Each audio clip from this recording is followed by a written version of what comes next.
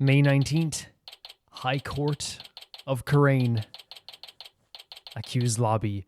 Hello, baby gangsters. This is Calvin, also known as Romer, and this is what could possibly be my final time saying this as this part of this quest, because I think there was a DLC quest that we could possibly be doing as well, but this is the final episode, possibly, of this case and this game that isn't a DLC case.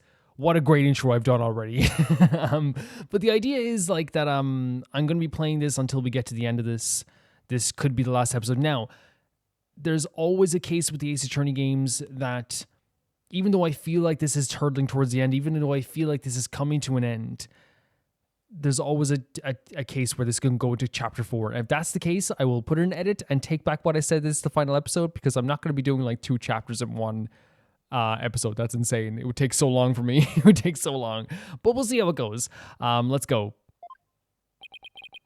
We're lucky the ambulance made it in time, yet they freaking shot her. But we've been forced into a recess for now while things get straightened out. I can't believe what just happened. Am I right in saying, and I don't know how it works in different kingdoms, but if the rightful heir to a throne returns, there can be pushback, but you're supposed to kind of like step aside. I know like in a lot of medieval cultures, I know this isn't a medieval world, by the way. Things are different now, but I know in like medieval kingdoms and stuff like this as well, what would happen is that like if the true heir was available to be king, you could push back on it, and there could be a council of people kind of being like, you know, maybe we shouldn't do this yet. But in reality, there's no real authority in one grand scale thing to deny the return of the queen. You know what I mean? So like, technically, wouldn't Queen Amara become the de facto leader of Karain again? Or would it just be, I don't know. Let's see. We'll see. We don't know what the laws are here, you know? Tell me about it. This music's great. Do you think Garan put the guard up to it? If she did, she's going to regret it. Oh my god, Apollo. No one gets away with something like that on my watch. Apollo! We did say he was very straightforward and being very powerful about things as well now. Poor Queen Amara. Oh, Rayfa. Your benevolence? Any news on her condition? She's undergoing surgery at a hospital as we speak. They're giving her a 50-50 chance of survival, though. That's insane. Garan. Justice will be served. Can I say as well, I love that, like, and you might not see it as a big thing, but like Rayfa being like poor Amara, right?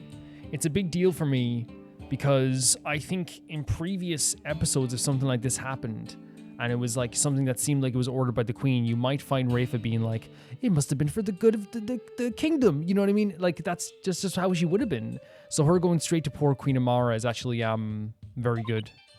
Why? Why did this happen? Just as we were finally reunited. Reunited, so she probably remembers Amara then, I guess. Oh, Queen Amara. Maybe she's talking about the idea of Nana? Because she's what? She's 14, right?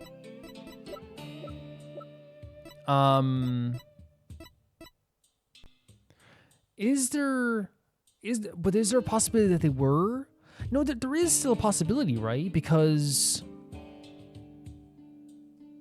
the thing happened 23 years ago with the stuff with the assassination.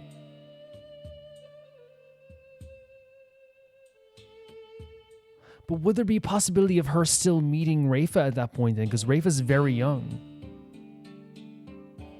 Right? We'll see. Again, it's one of those things where like I don't know the specifics. Maybe you guys can tell me like or remind me of the timing or the time frame of all that stuff too, because there's a possibility she could have met, but then she thought she was gone, right? Because she said you lied about it, so maybe she didn't. Yeah, maybe she. I don't know.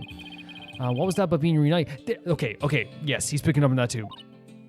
Oh, it's nothing.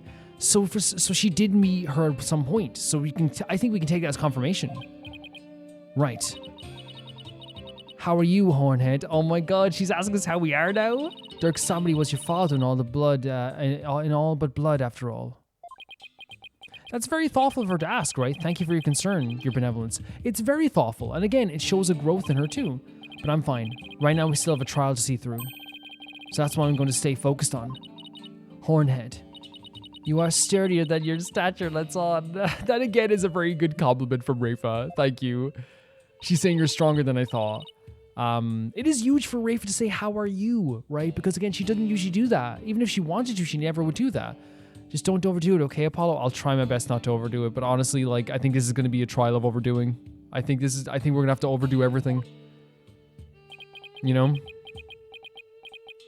You okay, Dats? Eric. Oh yeah, Dats, how's Dats feeling? That was a real shocker, all right. Can't believe the dragon is dead. The spirit of the dragon will live on through you and through everybody, Dats. Please do not lose hope with this. Dats. Sage, I was wondering, when Dirk disappeared after I freed him, that's because Amara turned back into herself, right? That's exactly what happened. Yeah, I suppose so. But I don't know if it was because Dirk's spirit willed it. I wonder. Or if it was part of Garan and Amara's plan. It's very interesting. If he was covering for her anyway, then like maybe it makes sense that he was trying to get her out of there as well. But I don't think he would have done that specifically because that would have led to the possibility of Apollo dying, right? Man, our dream of revolution, it's not over. Don't think of it this way. Now what are we going to do? Is this it?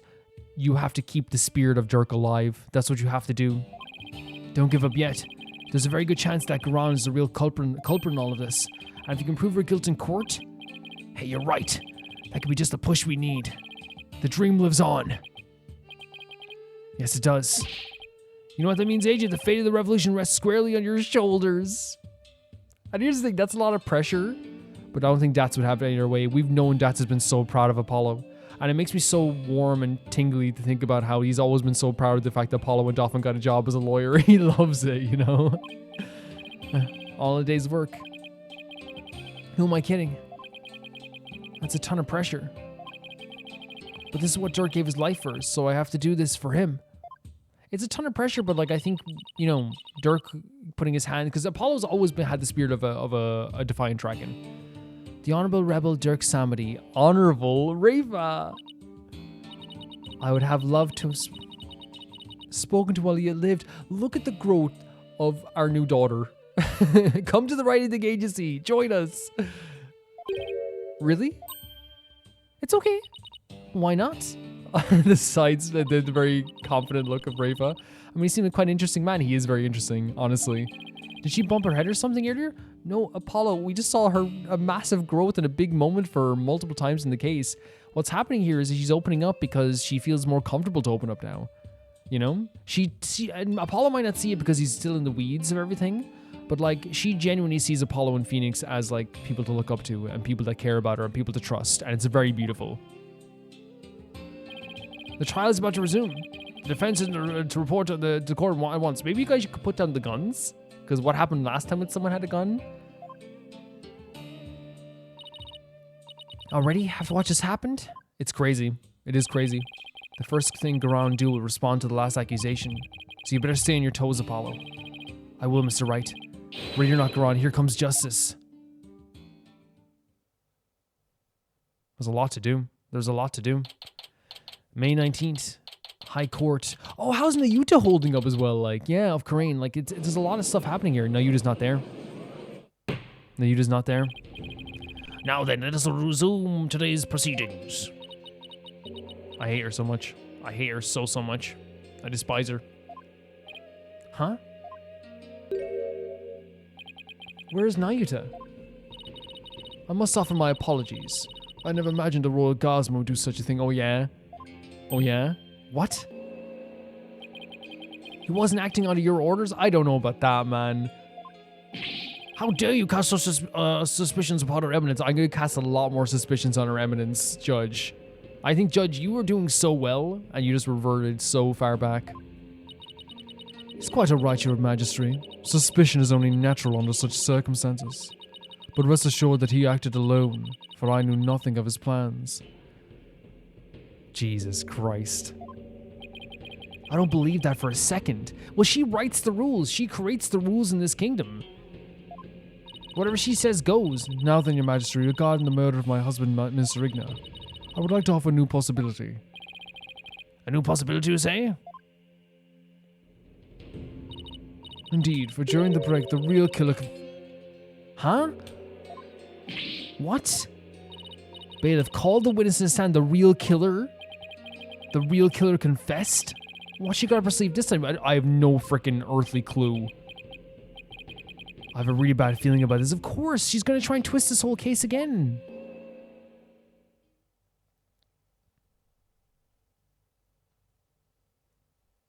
No. No. Back, get out of here. No, I'm not saying get out of here because I don't like you. I'm saying get out of here because there's no way you killed. In what universe did you... What is he talking about? He's the one who confessed what?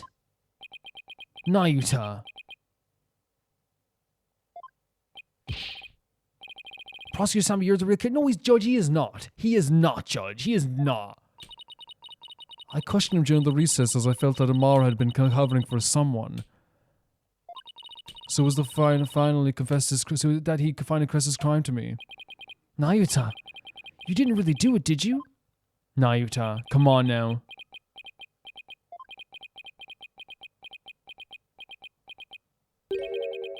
Her Eminence speaks the truth. No, what are you talking? There's no way. There's no way. He would always like to settle stuff in court rather than this. He has to. There has to be something over his head still. There has to be. It was I who killed Justice Minister Igna. Nahyuta! We gotta prove this wrong. We just gotta prove this wrong entirely. That's what we got to do. We have to prove this entirely wrong. Peace. Prosecutor Samadi, are you absolutely certain about this? A confession of his nature is grave indeed. It is huge. It is his death. He is calling for his own death. Yes, I am certain. For I killed him by my own hand. This is his lying pose, by the way. His struggling pose. It means he's struggling with something. At last, the real killer has been revealed. Yeah, it's you. It's you. How are we supposed to respond to this? Question the heck out of him. Oh my god, Apollo. And like again, what I'm saying obviously is from the perspective of a player. I'm like, hey, let's question him. Let's try and figure this out and poke holes in his lies. Ask him how he did it and then poke holes in it. Apollo, very understandably emotional. Retract it now. Mr. Justice, it is not yet time for your cross-examination, so he's saying we will cross-examine him. Who cares about that? Admit it. It was Queen Iguana who put you up this. I love that they're coming at this from an emotional perspective of Apollo. He has been such a fantastic force in this case as a lawyer. But now his stepbrother is confessing to a crime that we know he didn't commit. We know he didn't. And it's making him emotional. I think the writers always know how to write Apollo so perfectly. She forced you into giving confession, didn't she? You're out of line, Mr. Justice. Learn some self-restraint. You are out of line for doing this. Why are you throwing your life away? Why are you doing this? Because this will effectively save everybody's life here in this courtroom. Nahyuta will die and everybody will be saved apart from Nahyuta, and we cannot have that. We would not be able to sleep at night. Or do you have something that might prove that I did not commit this murder? What do you think you're doing, you idiot? And again, I love the passion he has for him, like a bit of being so frustrated about like what he's doing here. It makes perfect sense to me. He's flustered by it. Truly, the truth can set us free. You are going down. If I have to, I swear to God. Looks like Gran got to him somehow. I definitely didn't see this coming. Nahyuta, why are you doing this? Why would you sacrifice even your life to do Gran's bidding? That's what's worrying about this. It is his life. This isn't something like he's going to go to prison, and that's hard too. He would go to prison for life, but he's ending his own life. Whatever the case may be, Prosecutor Samadi, your testimony, please. Oh my freaking god, guys! Do you think he's like Because when I said he has something hanging over them, it could be that he's trying to protect his But then I said he's trying to protect his mother, but then like his mother was basically has evidence to prove that she couldn't have been the killer. So why is he doing this? I cannot remain silent while Her Eminence fell on suspicion for this crime. Nahyuta. Look who you're defending. It was I who murdered Justice Minister Igna. Nahyuta. You have to die for the future of Karain, Nahyuta. I consider divine judgment cast upon a fiend who sought to assassinate our monarch. My mother was simply covering for me. I am ashamed to let her go so far. My sake, she was covering for you?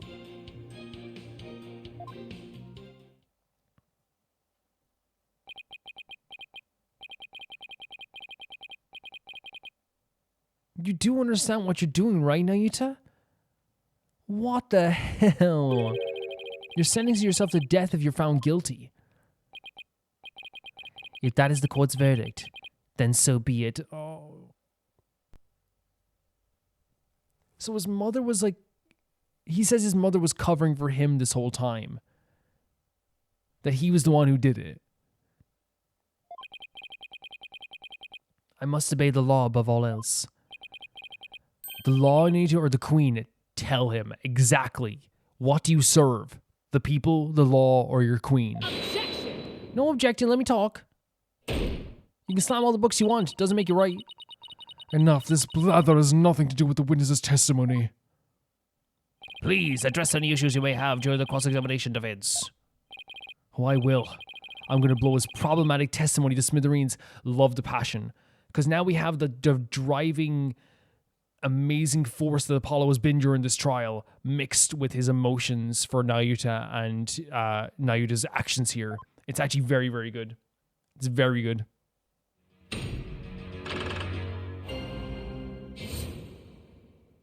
Nahyuta's confession. I cannot remain silent while Her Eminence fell under suspicion for this crime.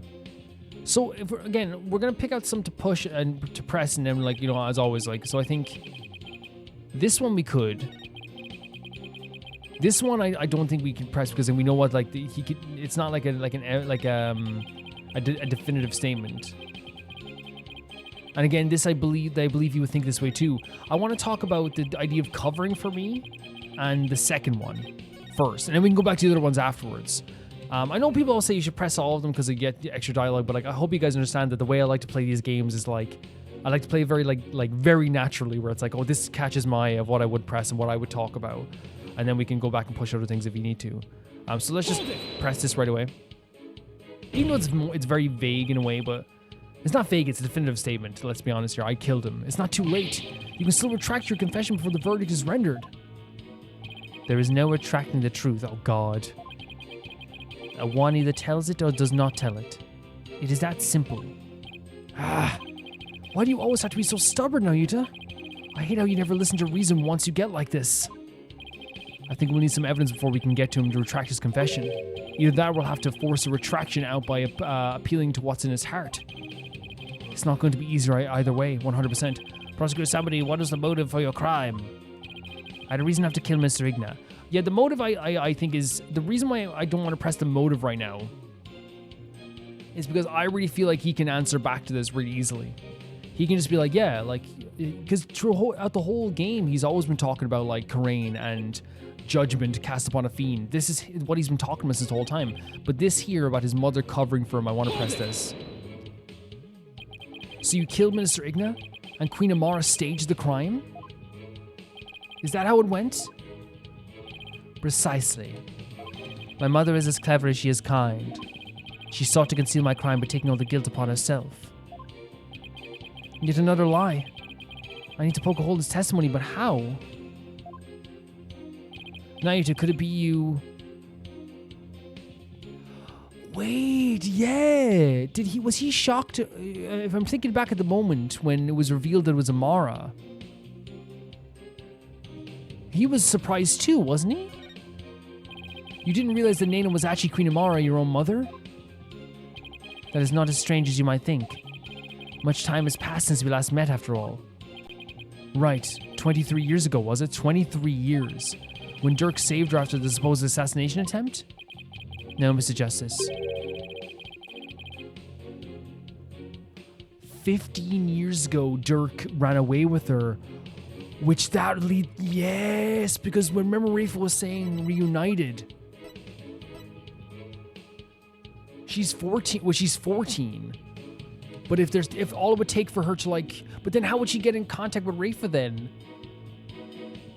The whole reunited aspect, you know? Because I was thinking about the timeline. She said she reunited with her.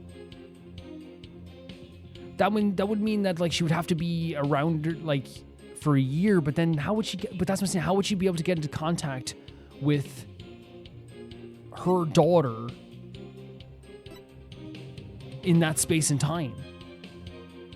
You know what I mean? How would she be able to do that?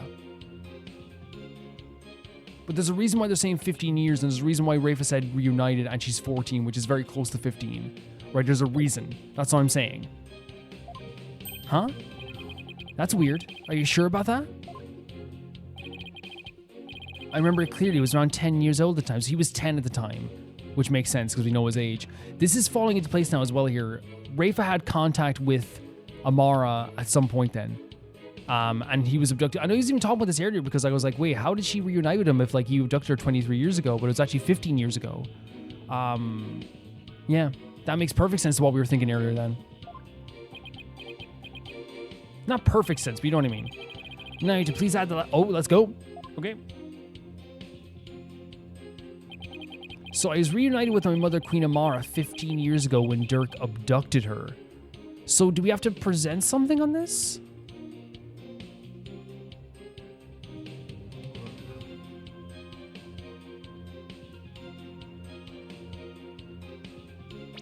Do we have anything we can present? Because that's usually what we have here. All this we have to press it twice. We could try to press it twice before we do it. Yeah, we can press it twice. Hold it! No harm. 15 years ago, huh? That's around the time I left for the US. So he... How old is Apollo? Is Apollo the same age as Nahyuta, or is Nahyuta a little bit younger? So did he leave for the US when he was 10? No, because Apollo was 15. So Apollo was a little bit older, I think, than Nahyuta then. Okay. What happened after Dirk helped Queen Amara escape? Agents of the Crown pursued us relentlessly. So we live a life on the run. Mr. Justice, know that Dirk sent you away so that you would not be caught up in the life we led. That's crazy, isn't it? But like he probably felt that because I guess he was... I know maybe he thought because Nahyuta was like his flesh and blood son that he wanted him to maybe join the Defiant Dragons in that way. I see. Thanks. I can't believe it's been 15 years. I thought it was 10 years he didn't see his... It's been 15? Okay. Maybe I'm getting mixed up. Paul, there's something about Nahyuta's testimony. Yeah, the discrepancy is a bit hard to miss, but what could it mean? So Nahyuta got to meet his mother back when Dirk rescued her. That's what he's saying. It's news to me, though. I'd already been sent away by that point. Okay, now that I've dragged more testimony out of him, what can I do with it? Well, it's the last statement there we have there that we like usually can present evidence on. And the way Phoenix was talking, he was talking about the idea of how he reunited with his mother.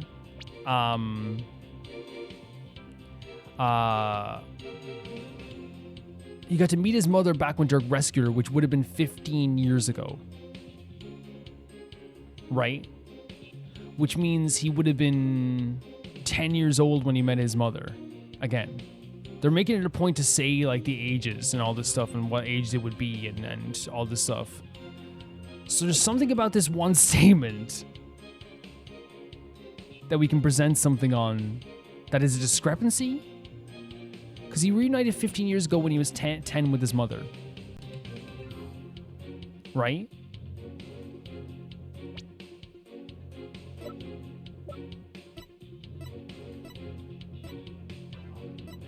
The only thing we have relating to the actual escapee was this. The photo showing Dirk Amara's life on the run about 23 years ago.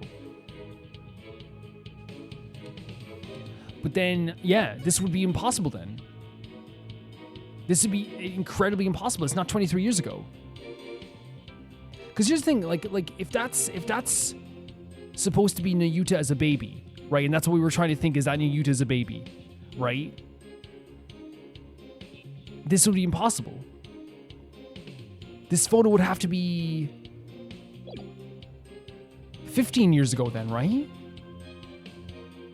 But then it's still impossible if it's 23 or 15 anyway, because there's a baby in the picture. Do you think that this possibly could... Again, this is what I'm saying. If we said there's some way that Amara and Rayfa met up, could this possibly have been Rayfa as a baby instead? But that would mean that, like, Amara would be, like, somehow have access to...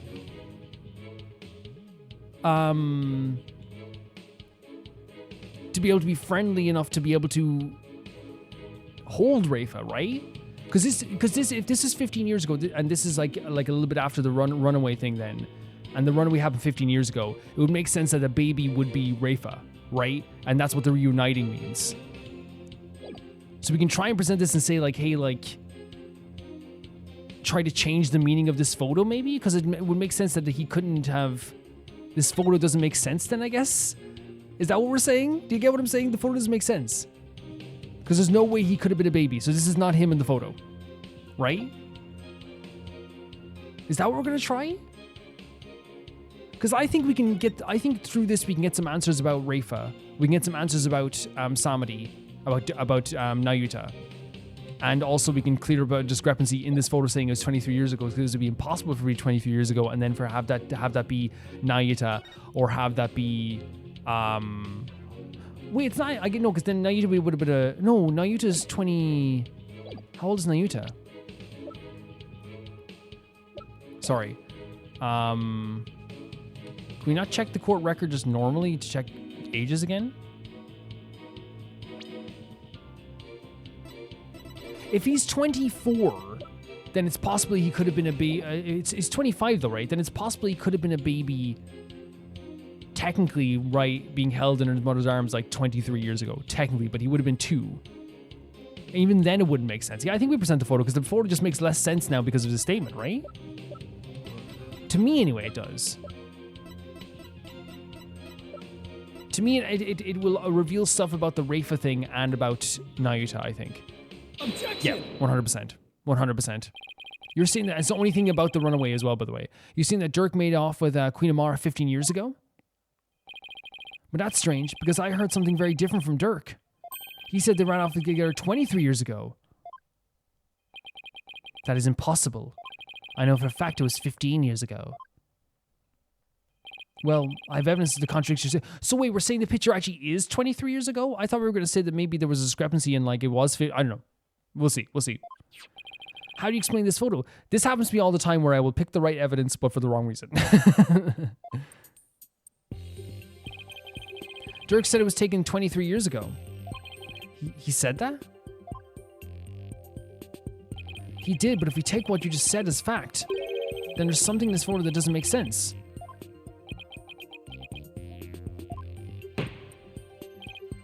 This doesn't make any sense to me, so I suppose I should ask. What does not make any sense if the photo is only 15 years old? If the photo is only 15 years old, the thing I was thinking was the baby. The baby is the thing that doesn't make sense about this then. But my thought process was maybe this photo actually was 15 years old. But what they're saying is that it doesn't make sense if it is 15 years ago. Am I confusing myself? Because I was thinking maybe Dirk got it wrong and this actually was 15 years ago. But it seems that, like, why would Dirk lie, I guess, as well about, like, when they ran away together? You know? Oh, let's just go through it. I think the baby is obviously the thing that's a discrepancy here when it comes to the timing, for sure. Now, this discrepancy may not be directly related to this case, but I don't think we can simply overlook it. That's actually kind of similar to what I was saying in a way where I was like, this might not do good for us in the case, but it might shed light on the Nahyuta and like Rayfa reuniting thing. That's what I was thinking. Dirk said the baby in the photo was you. But that doesn't make any sense if the photo's only 15 years old, because he would have been 10 years old. And even if it was 20 years old, he would have been 2 years old, right? Am I doing math correct? After all, you said you were around 10 then, right? He's definitely sweating bullets over there. Over something. Apollo, if this baby isn't Nahyuta... Wait, you don't think... Did Queen Amara have another child when she was on the run? We were saying it's her child then? What? And just what if that child was being held... Were being held hostage? Knight, is that why you obeying Qui-Goron's every command? You presume too much water. We're getting out of here. And that's why Queen Amara was trying to take the rap as well. Wait. To protect this other child? A child born 15 years ago. There would have to be someone who's around 4. Oh, wait. So, okay. Our thought process about it being possibly Rayfa in the photo is correct. But it actually might be something way more sinister that it leads to. And we could be saying that Rayfa is Amara's daughter? Oh, and Rayfa, when she noticed the photo, I don't know if she knows that in particular. Remember, she noticed the photo and she saw a picture of her, maybe her as a baby, and was like, what the hell? Oh my god. This is just a guess. But I believe I know someone who fits the bill. This also explains the strange behavior. Wait, so if they're trying to cover... Wait a second, if this whole time Amara and Nahyuta have been trying to cover, that means this whole time Rayfa's been the hostage. Since the start. Rayfa's been the hostage. That's why they've been... Is that why he said he always had something else hanging over him? What was hanging over him wasn't his mother's safety. It wasn't his mother's safety at all. It was his sister's safety. What the hell? No freaking way. That would explain Amara's behavior maybe as well. This is a child who was born to Dirk. Oh my freaking god.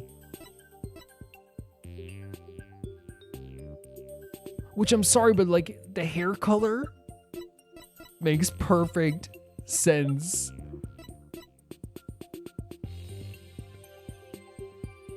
Rayfa is not only a hostage, she is Dirk and Amara's daughter, Nahyuta's sister.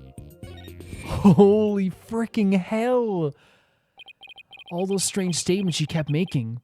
Now they all make sense. Please remind me. Prosecutor Samadi, may I ask you something? Of course, Your Benevolence. I've meaning to ask you since yesterday. Did you know about Queen Amara? Oh my god, yeah, and about me. She said about, oh my god, where do you hear such a thing? I don't think we read into it as much as we thought we did at the time, right? For sure. From Mother, and only yesterday. Rayfa's carrying on about telling the truth to these people. So I told her. Wait, so what did we think the truth was at the time? I'm trying to remember. When I heard this statement, I thought the truth was that Amara was just alive. Right? So she found out about Amara being alive, but the truth was actually, hey, you are related. That's your mother. So she knew this whole time. But it's up to a mother to discipline her child. Oh my freaking god, shut up. Never say this again. Never speak again. Never be able to speak again. I see.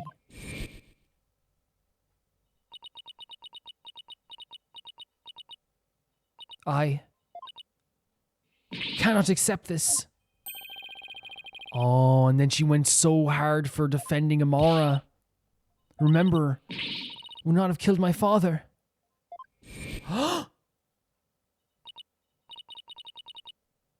Why did this happen?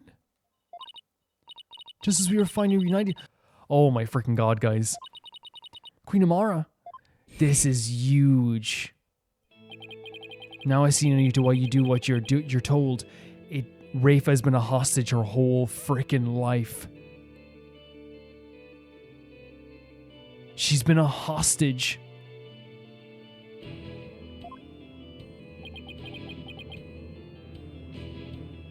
Which would also make sense, by the way, as well. I'm not saying he's a good person because he still signed those execution orders, which would also make sense if Igna also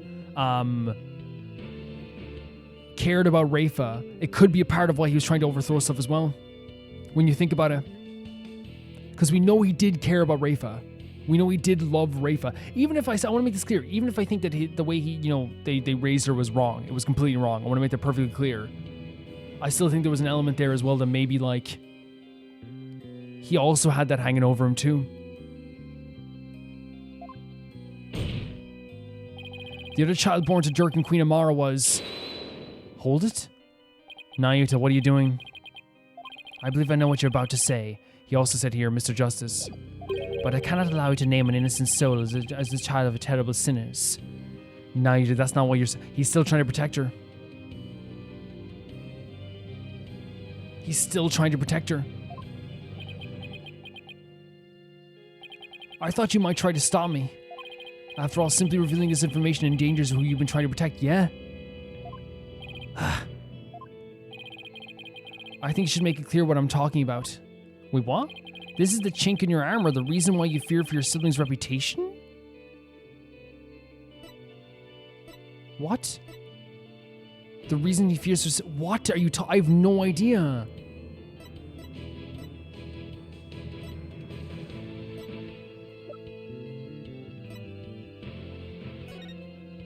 No.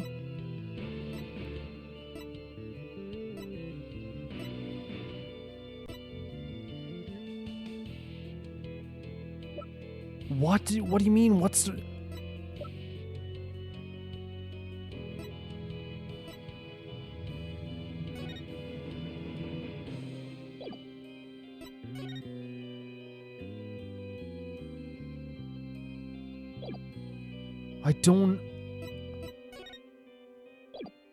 I don't know. Let's try and think. The reason you fear your siblings, fear for your siblings' reputation.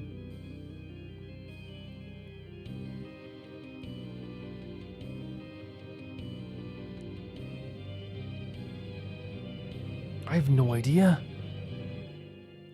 I really don't. Because it would have to be something that would affect her in some way.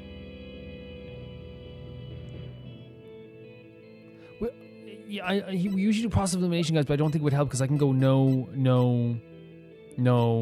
We can read into more stuff, I guess, but there's nothing there. No. I'm clicking on everything I can as well, by the way, but no. We already clicked on that, but no. Because we already presented this. That's a no. We already clicked on this, but no. The only thing left that we haven't read the rest of this, but...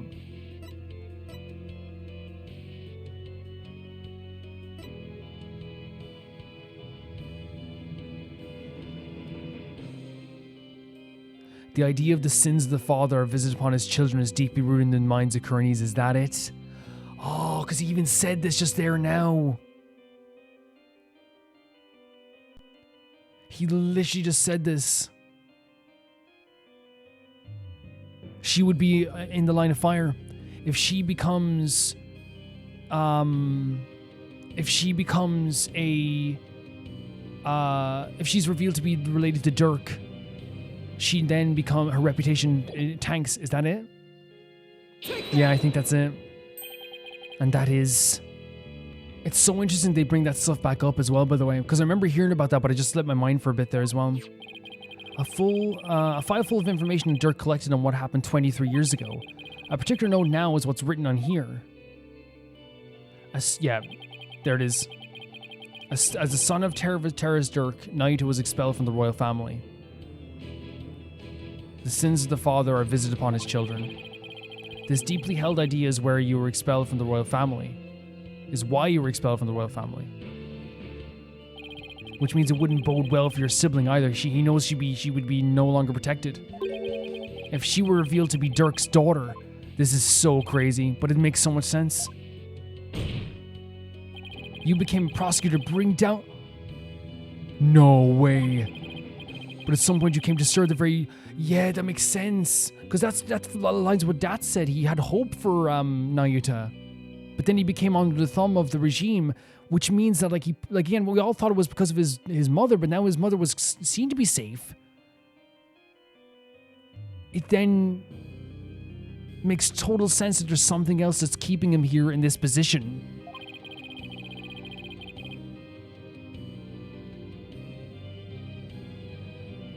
And that was because Queen found this chink in your armor, which was his sister.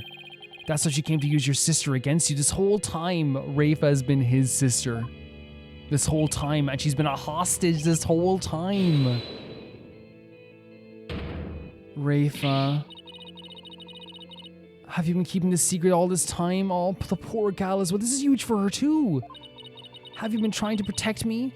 She's been a freaking hostage in her own life since she was born. Since she was born, she's been a hostage. Or at least a planned hostage. You're an innocent party to all of this. I live only to safeguard the law and serve the country and queen from which it flows. One such youth who is destined to ascend the throne need not fret over such as Nahyuta. Oh my god, this whole time he's been doing like the most like... I'm not saying it is selfless. It is. He's been putting himself through goddamn hell. Through stuff he clearly doesn't believe in. Working for the person who he knows has ruined his own family's life. Because his sister has been held hostage this entire freaking time. I cannot accept that. What you say is malarkey. Don't you even care what happens to you? Before country, queen, and law, everyone's future. My personal feelings are of no consequence. That is why I resign myself to my fate. No, Nahyuta, please don't see it this way. Because if I want to translate this as well, like this whole before queen, law, and everything, everyone's future. What he really means is before, like, as long as Rayfa's okay. I know one must accept the status quo without any thoughts of change. Don't say that either. Spoken like a true prosecutor and patriot. I shall continue to rule Khurain until the day Rayfa succeeds me. And this is the thing as well, it's like so sinister. Right, it's so sinister. She's smiling. She knows she has this like where she wants it. She knows that he's so kind, he's not gonna... And again, I want to make this clear. I know that like he's been like abrasive and so aggressive, but like it's very clear from the start that he's been all this time been indoctrinated into this regime because he was protecting his sister. Far as was best for a kingdom. I know, Your Eminence. Yours is no small... It's his life. But I promise you this, in exchange for your life, the child shall remain Garan. And Nahyuta. You can't... with all the stuff that Garan has done, possibly ordering an assassination on her own sister, her niece, Rayfa, was a hostage. Let's be honest here as well, her freaking, her nephew has been someone she's been punishing under her own regime, under her own thumb this whole time as well. Her brother-in-law killed. Her own husband dead. Are you telling me I can trust her word that Rayfa will be safe? Not even for a second. Not even for a split second. I was not asked for my meager resistance. No, you have to understand that she's not someone to keep her word. Nahyuta, is this really the new you? No, we have to break through this. We have to. We have to break through this. Resigning yourself to the will of another and killing any hope you held for the future? No. The Nahyuta I know would never let himself be turned into this. Now, Your Majesty, if you would hand down your verdict. Objection! Objecting it right away, yes. 100%. That's our boy. Don't let it happen. You can say you're simply accepting your fate, Nahyuta. But I know that deep down, there is still hope in your heart. Oh, Holy Mother, preserve me. It's the kind of hope that perseveres through the most desperate of times. That's what binds you, me, and Dirk together as family, oh Apollo. I know, because this has demonstrated to me that you haven't lost all hope yet. What? By the way, I love Apollo giving this speech, trying to get through to his brother. And technically his half-sister now as well, right? Apollo just collecting family members at this stage. We've used almost like... Oh my god, it's so obvious. We literally just read it 2 minutes ago. Nahyuta never confiscated this. And it's not because he cares about his dad, it's because he still believes in the idea of perseverance. A dragon never yields. It makes so much sense. And there's nothing else here that makes sense, by the way. This is the only thing. This is when I knew this was going to come back up. But in this fashion. You know, Nahyuta, there's a reason you didn't take this. Because you still believe in the Defiant Dragon message. When you interrogated Dirk, you confiscated all of his possessions and potential evidence. All except this. Did he take your attorney's badge too? No, I thought it strange, but just when it looked like he was going to take it from me, he changed his mind. Yeah, exactly. Exactly. He still believes in that message, and he wasn't going to take that away from Dirk. So tell me, Nahyuta, why didn't you take away the badge? You couldn't bear to take it from him, could you? And I know why. It's because his badge means something special to us. Yes, the message of the Defiant Dragons. Oh, look at them. Wait, if Apollo was older than Nahyuta, right? Let's say he was. Or maybe I'm wrong here about the timing. He was so much smaller than Nahyuta. Why do you still wear your badge? You're not a lawyer anymore, right? This badge is my heart and soul, son. I'll never stop trying to realize my dream, not until my very last breath. So beautiful. A dragon never yields, right? And he said this like he was Dirk's son too. Nahyuta, Apollo, I vow to restore Karain's legal system to its rightful state one day, and that's what freaking Nahyuta wanted to do before they freaking took his sister hostage. I want to pass on to you a world where you can live free from fear of tyranny. You may say you've given up, but that's not how it really is it? You never gave up, and you never will, because you still believe that all the wrongs will be righted someday, don't you? Holding onto his wrist again.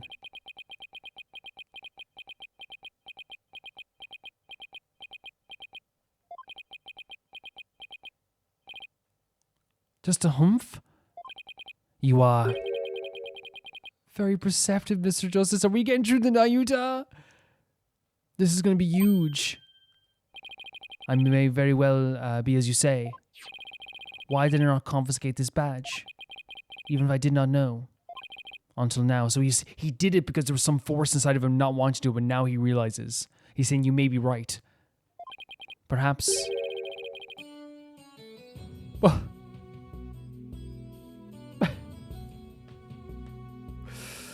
Oh.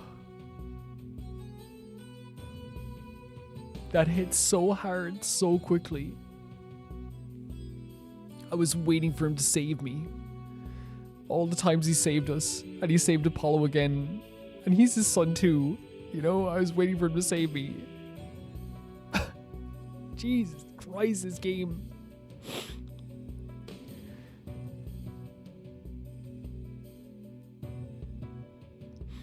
He wanted Dirk to save him from the torment that he's been in for these years.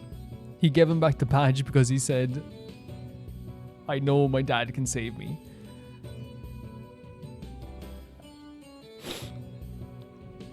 I'm so sad they didn't get to reconcile in that way. Save you? Save me. Like he did on that day. That's special. It's so funny because they're both brothers and they both have that same connection with Dirk through that day. Yeah, the day with the river. It was such an important day for both of them. Hold on, I'm coming. This whole time he's been sitting there thinking, I hope Dirk can save me. I hope Dirk can save me. Through all this time. That's so heartbreaking. What father wouldn't risk his life to save his own I can't get the image out of my head of him going through life in pain, worried that his sister might be killed or her reputation might be destroyed at any moment, thinking someday Dirk will save me. Someday he will save me again. Nahyuta, Apollo, don't you ever hesitate to call when you need me. Understand that he needed him. He needed him. He just couldn't say it. He needed him this whole time. This is so heartbreaking, but so beautiful at the same time too. Someday, he would come and free our family from the chains of the past. Perhaps deep down, that is what I believed. I believed in Dirk. Our father. Night, I knew you. However, it was but a dream. And now that dream has died. Murdered along with Dirk. Oh, don't say this. No, Apollo's got you and Apollo are gonna save each other now. So now as the eldest, the responsibility falls squarely onto me. No matter the cost, I must protect her. Please try to understand Apollo. He is, no matter what, he's gonna try and protect Rayfa. He's like, if Dirk can't protect me, and if Dirk didn't save me, I'll be the one to save Rayfa. Again, it's so beautiful but so sad. Understand why I shall bear all this sin. It is the only way. But no, don't you dare interrupt this now. You've wasted more than enough of my time, lawyer. You are a waste of space. This moment between Nahyuta and Apollo is so important. Do you not see the futility of your desperate floundering, the immutability of this duty? It is time to accept defeat. So you're just admitting you have her hostage, by the way. She's admitting it. Right here in front of the judge. But it doesn't matter because she can control everything. Now watch as the hammer of justice comes down on your dear brother. It's not. Your Majesty, the verdict, if you will. Do not... Apollo. Please. Objection! What do I do? Does the defense wish to raise an objection? There's gotta be some way to save Nahyuta. Apollo. All goes back to the incident 23 years ago. It's Brandon, the son of a criminal. So if he once and for all prove that Dirk didn't try to assassinate Amara, right, Nahyuta and Rayfa's father would no longer be viewed as a criminal, okay? But I thought there wasn't any evidence left. It was all destroyed in the fire. And Dirk investigated the matter for years but never managed to learn anything new. Really? Nothing at all? Would you know something?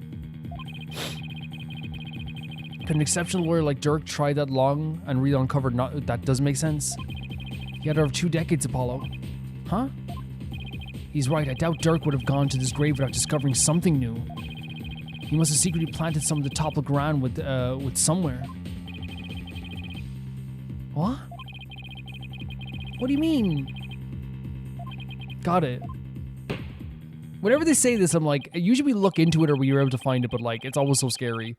If the defense is done stalling for time, which I now read in my verse, stalling for time, go away, will you, Judge, will you? Go sit there in front of Queen Garan there and bow down to her or something. Actually, you would probably love that. No, wait. About the assassination attempt 23 years ago. Sorry, we'll hopefully get the sniffles out before we go into the next part of this. The defense has some new information I would like to share. You do? While we had intended to deliberate that case in the course of this trial, Dirk, did you leave something behind for me? Is there something connection I'm missing here? Very well then.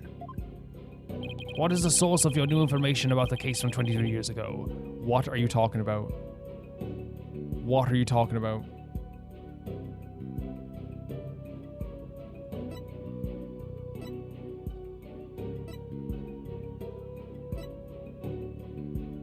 What? And so he said it's something that Dirk left behind. Guys, I'm still like not emotionally here.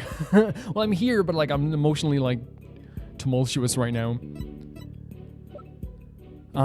It's something that Dirk left behind for the evidence, like that would add to the evidence of the fire.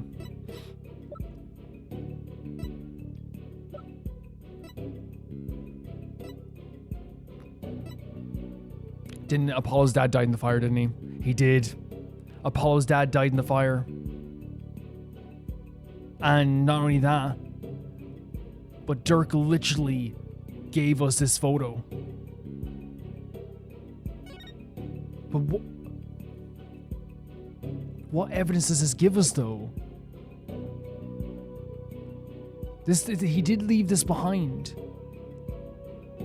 And it's the only thing to do with the fire, which is our dad died in the fire, because nothing else has anything to do with the fire. 23 years ago, nothing else. It's the only thing that's even related to the fire. Take that! Yep, it's the only thing even remotely related to the fire. A photograph? Yes, do you recall the traveling musician who died in that fire 23 years ago? How could anyone forget such a painful chapter in our history? The poor fellow was caught up in the blaze that was meant for Queen Amara. We never knew his identity, though, as long as belongings were burnt to ashes. Well, about that, the truth is, he was my biological father. There's so much familial stuff in this trial. Oh? What? She scares me. She terrifies me when she does that. She terrifies me. Why, of course, with his photo and her benevolence. Exactly. We have to prove Dirk... Wait, how? And that would free him from the infamy of having criminal blood in her What? Because here in Karain... Wait, what? Wait, what? Oh my god. Are we gonna look at Apollo's dad's final moments? We can witness the final memories of the dead. Oh my freaking god. What utter nonsense. Rayfa, you are about to save the day once again. There was no evidence left in the wake of that blaze. There is evidence left. Apollo's dad's vision of his final moments before he died. That's what you think. But Dirk went to the ends of the earth to bring this little souvenir back for us. 100% he did. Didn't he travel so far? Remember he the trip he made was like crazy.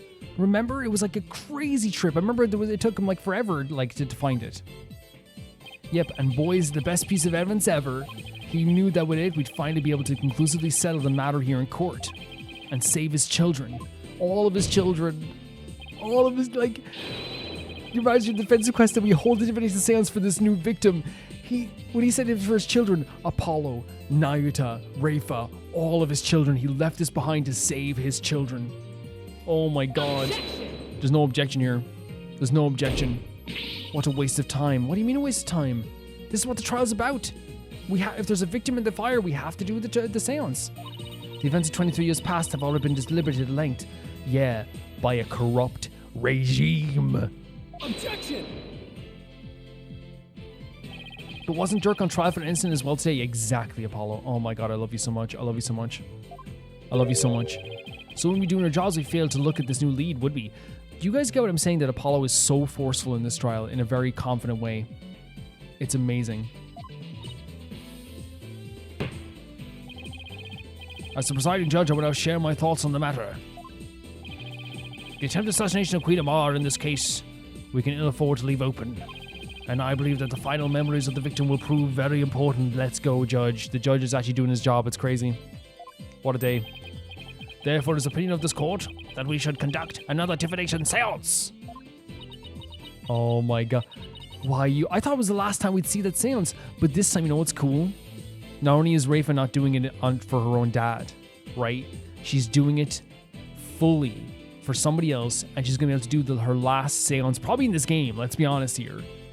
But it's going to be once again to help this trial, and she can do it fully, clear-minded, as like the heroic hero she is. I don't care what anyone says, she's been a hero of this trial 100%. Your benevolence. Look at that look! Look at that look! If you knew the full name of the victim seen in this photo, you'd be able to perform a divination seance, right? Look! Why is this making me emotional? The fact that like Rayfa's come this far. I'm gonna cry. I'm gonna look back at the original part of this game where she like hated lawyers so much, and now look at her. That smug look used to be a way to insult us and make herself feel better. Now the smug look is a look of confidence and togetherness with Apollo. She looked at her half brother right now and said, "Leave it to me. This is a family affair." Oh. I'm so happy I got to play this game. Apollo collecting another sibling, basically. You know what I mean, though? I'm so happy that she went from the part where she was so against this idea of helping lawyers to now being hands on her hips, looking towards the camera. Leave it to me. You know what I mean? She's so happy to be able to do this. This is what it is now. It's the siblings of Dirk, Samadi, against Queen Garan. And it's so freaking beautiful. I love it so much. Thank you. I love it so much. My father's full name is...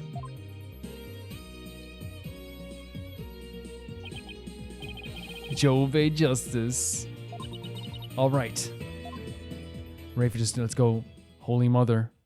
Holy Mother. Now, your benevolence. Please do the seance when you're ready. I think the moment where she did the seance for her dad was a huge moment. But I think, and I thought that was going to be the moment, but I think this moment now is so important too, because while that was a big moment for like finding Genji to do a seance where like she overcame like those struggles and overpowered her mother. And I feel like the first one was like her finally standing up to her mother and doing this powerful moment here.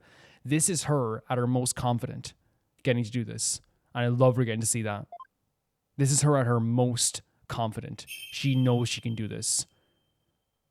And she's working with us to do so. Oh, Holy Mother, we hold this divination seance in your name. Let the eyes of everyone here be clear and our ears be unstopped. O dance of devotion, guide the victim's soul to me, so that we may receive their final memories in the pool of souls.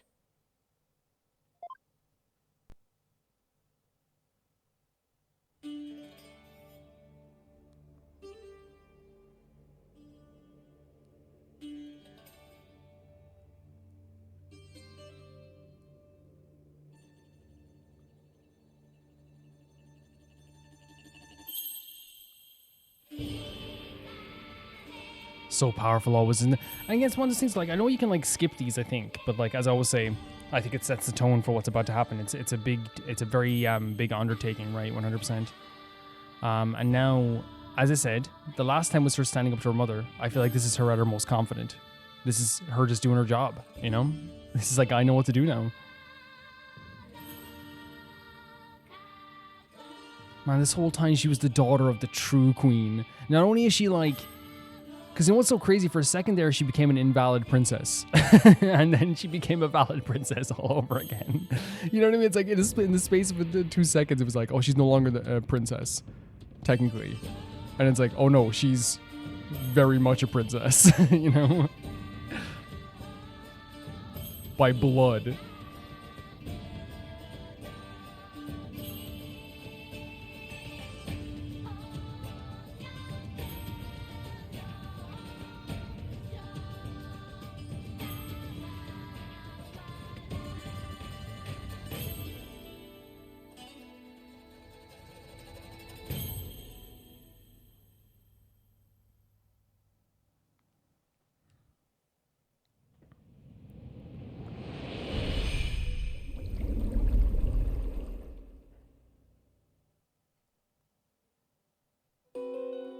Oh man, actually see now it just set it the tone, like it just set in for me. We're gonna see this. Oh, and there's Amara. Oh, there's a baby. Pain. Did someone attack him? And that's when someone set the fire. Do you think that baby's Apollo? That's a baby Apollo? Is that correct?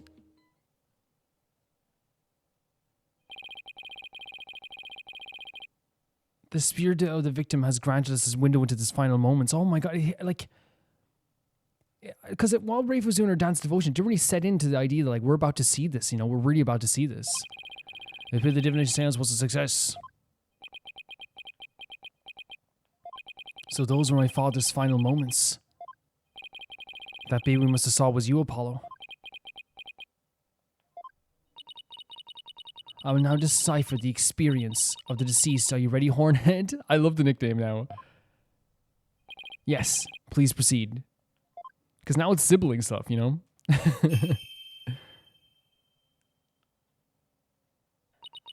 Very well. Here are my interpretations of the facts as gleaned from the seance vision.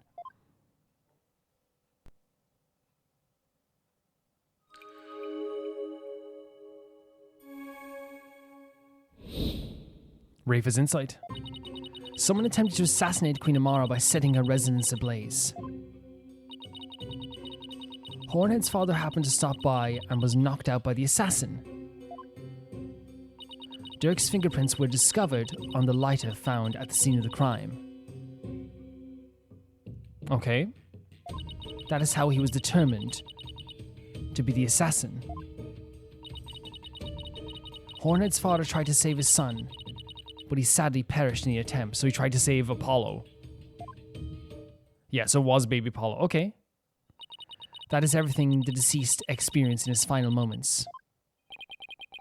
My father's final memories, they're right here for everyone to see, but can any of them unlock the truth behind what happened 23 years ago? Possible. So someone attempted to assassinate the queen. His Hornhead's father happened to stop by and was knocked out by the assassins. That's what happened there. Dirk's fingerprints were discovered in the lighter at the scene of the crime. And that's how he determined to be the assassin. That's how they figured out he was the assassin. And then Hornhead's father tried to... There's like a hand in the freaking silhouette of the... or not, in the mirror reflection, dropping the lighter on the ground, by the way. And they very much have a glove on. They very much have a glove on. So do we go with this? And then select the gloves in the mirror? It's like a what you call this? It's like a plate. Is this gonna work? Now sometimes it's finicky, so Objection! yeah. Very, very, very straightforward with that 100%. Dirk's fingerprints were discovered in the lighter found at the crime scene. However, because it's like seeing that hand there, it's such a sinister look of the hand dropping there, but there's actually gloves on the hand that dropped the lighter itself. So it's definitely already like a what you call it, an inconsistency. The hand holding the lighter in the seance vision appeared to be gloved. Ah, I believe you're right. What could this mean? It calls into question whether the hand in the vision really was Dirk's. If only we can make out the details a little better. Very well. I will attempt to focus a bit more on the deceased saw. Perhaps that will help refine the seance vision. And look at this, she's like working overtime for this too, which is really awesome. Do we know anyone with tattoos like that? Look at those tattoos. It doesn't say, it does seem like there was a glove on that hand. So there's no way you could have left fingerprints.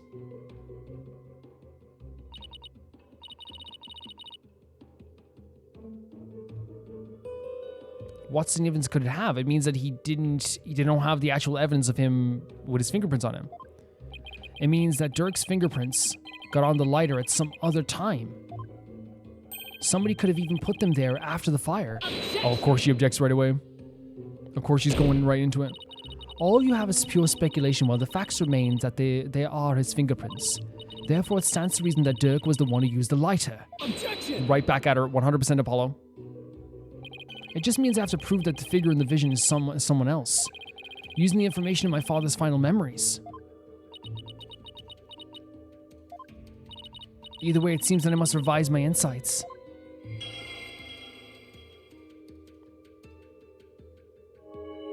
But if someone had put his prints on the lighter after the fact, then we know not whom it belongs to. So we have to figure out who it belongs to.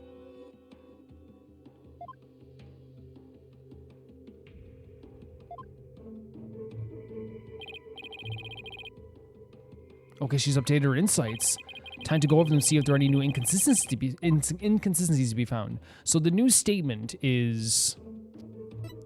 This is crazy seeing this. Is this. So if someone put his prints on the lighter after the fact, then we know not whom it belongs to. She also made this clearer as well, by the way. Is there any character we know that had like the freaking tattoos on his arm like that?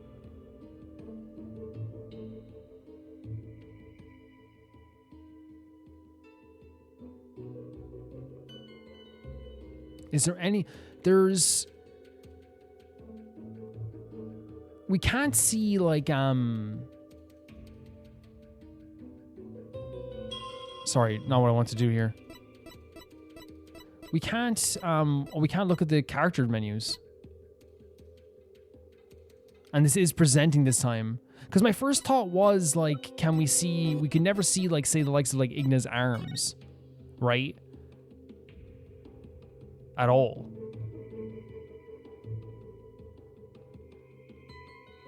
Yeah. And if you look at the photo, oh, that baby dropping is crazy. Look, I want to see the photo clip. Oh no, that's not tattoos. That is that.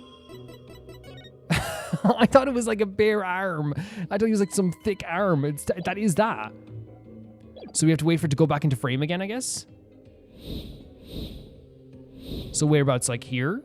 So if he do we have to pause when he like shows his arm? And then present then? Or do we select? I thought it was, oh no, I thought we were presenting because we're going to core record. No, it's present. Okay, so do we click on this again? Because I literally thought this was like a glove. This was like kind of like a wristband thing, and then this was a bare arm. It's literally Igna. Igna set the fire. Or at least someone with his wristband set the fire. Wait, this means the real culprit is... The figure in the vision is clearly not Dirk. The distinctive band around the wrist gives the true identity away. It's Igna. That design. I was wondering why she was. Yeah, for a second I was like, what, does she not want us pushing back on this? But it's like, no, she recognizes the design as well. Yeah. I literally thought it was a tattoo. This will prove just to Oh, we're not presenting pictures? I guess then we present this then, right? Because this is actually where you can see the wristbands themselves. Yeah. That photo. So you do believe the culprit to be... I mean, if his wristbands were in the photo, right? And it's not like someone's going to steal his wristbands to frame him, right? Possibly. Maybe not. Justice Minister Igna had his cuffs with the exact same pattern on them. You're referring to the cuffs of justice, correct? Yes. I hear the traditional part of Kurani's Justice Minister's attire. But what does this tell us? It tells us that the figure in the vision is none other than Karane's late Minister of Justice. Igna Karul Karane. No. Not my father. So he plotted the assassination of the former queen as well as the current one. Justice Minister Igna. Yeah, this is the thing as well. It's like we're gonna have to come to terms with the idea of like Igna maybe having something involved with this too, and it's gonna be tough for Rayfa as well, right? Oh, now Nahyuta's pushing back again. What you've proposed is not possible, Apollo. For back then, Igna Karul Karane, this was not the Minister of Justice. True. That's so true because he came into power after Amara was gone, right? What? The Justice Minister 23 years ago was... Good on. Good on. Didn't she say she was that before? She said she was that before. Remember when we met her before? And even I remember, I think it was either Phoenix or Edgeworth was talking about it.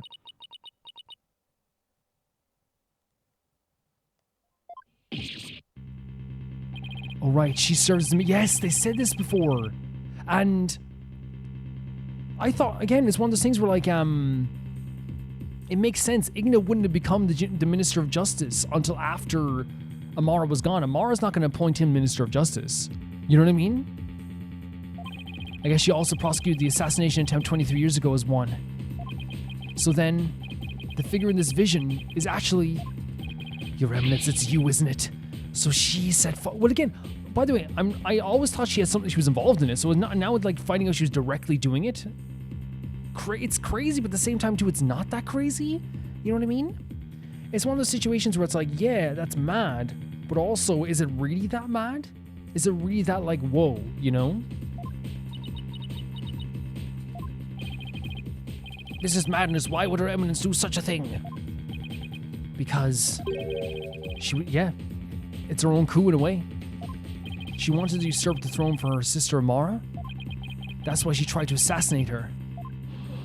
Crazy stuff. I mean, like, again, is it just me or like this moment here isn't that shocking though? Like, not that it's a bad reveal. It's shocking for everyone here, but I meant to clear. It's shocking for everyone in this room. It's not shocking to me that Amara would set fire to the place. It's not shocking to me that she had someone involved in it. It's not shocking to me she wanted to be the queen. None of that's shocking whatsoever. But I guess it's shocking for the people in the room, and that's what you have to remember. We're not always the people in this room. Your Eminence, are you the one responsible for tearing my family apart?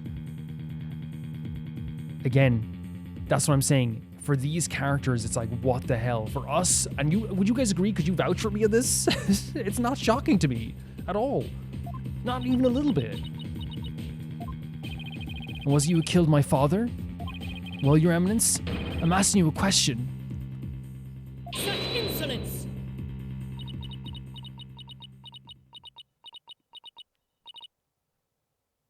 I went silent there because I want to hear what she has to say, for sure. Always carrying on about things of no import. This is really important. You do not deny it then? You conceal the truth and use me for your own designs?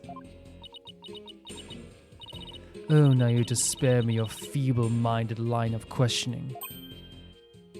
Even if Dirk were cleared of all charges, it should still be I who decides Rayfa's fate. You do wish for her to be queen someday, do you not? She's such a nasty person. She's so nasty. Remember, the child lives only by my good graces. Now kneel before me and fulfill your end of the bargain by offering me your head. You see what I mean? She doesn't care. She's so power hungry and so powerful. She does not care about just openly saying, I am literally blackmailing this dude in the middle of court. She's openly saying it. She does not give a damn whatsoever.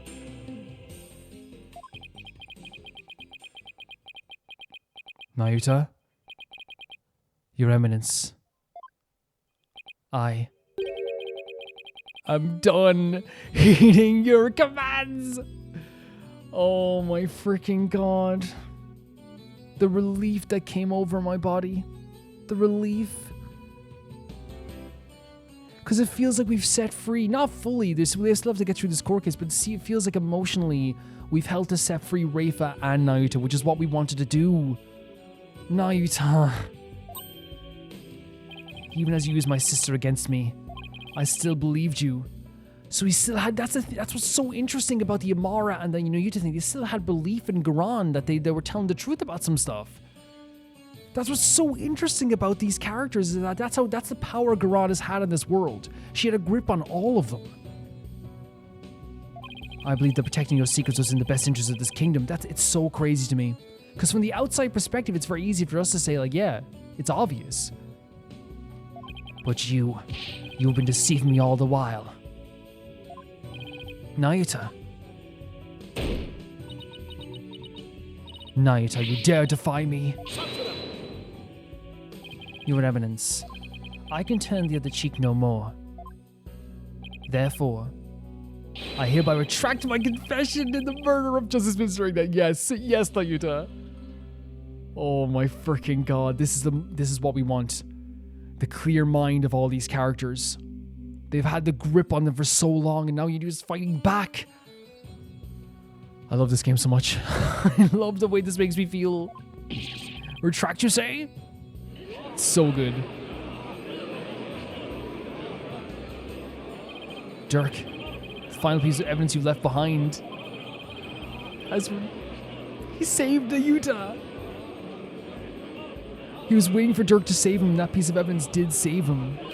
And now he's finally... Oh my god. He was waiting for Dirk to save him this whole time, and Dirk from beyond the freaking grave has saved Nahyuta. Oh, look at his own hand. The hand that was shaking. In all this time, not once did I reflect on my own conduct, for I believed all was fate. Lost in my own sense of resignation, I was unable to wake from my despair. But you, Apollo... guys, I have chills. I have chills. You have awakened me with your demonstration of our father's creed. Wait.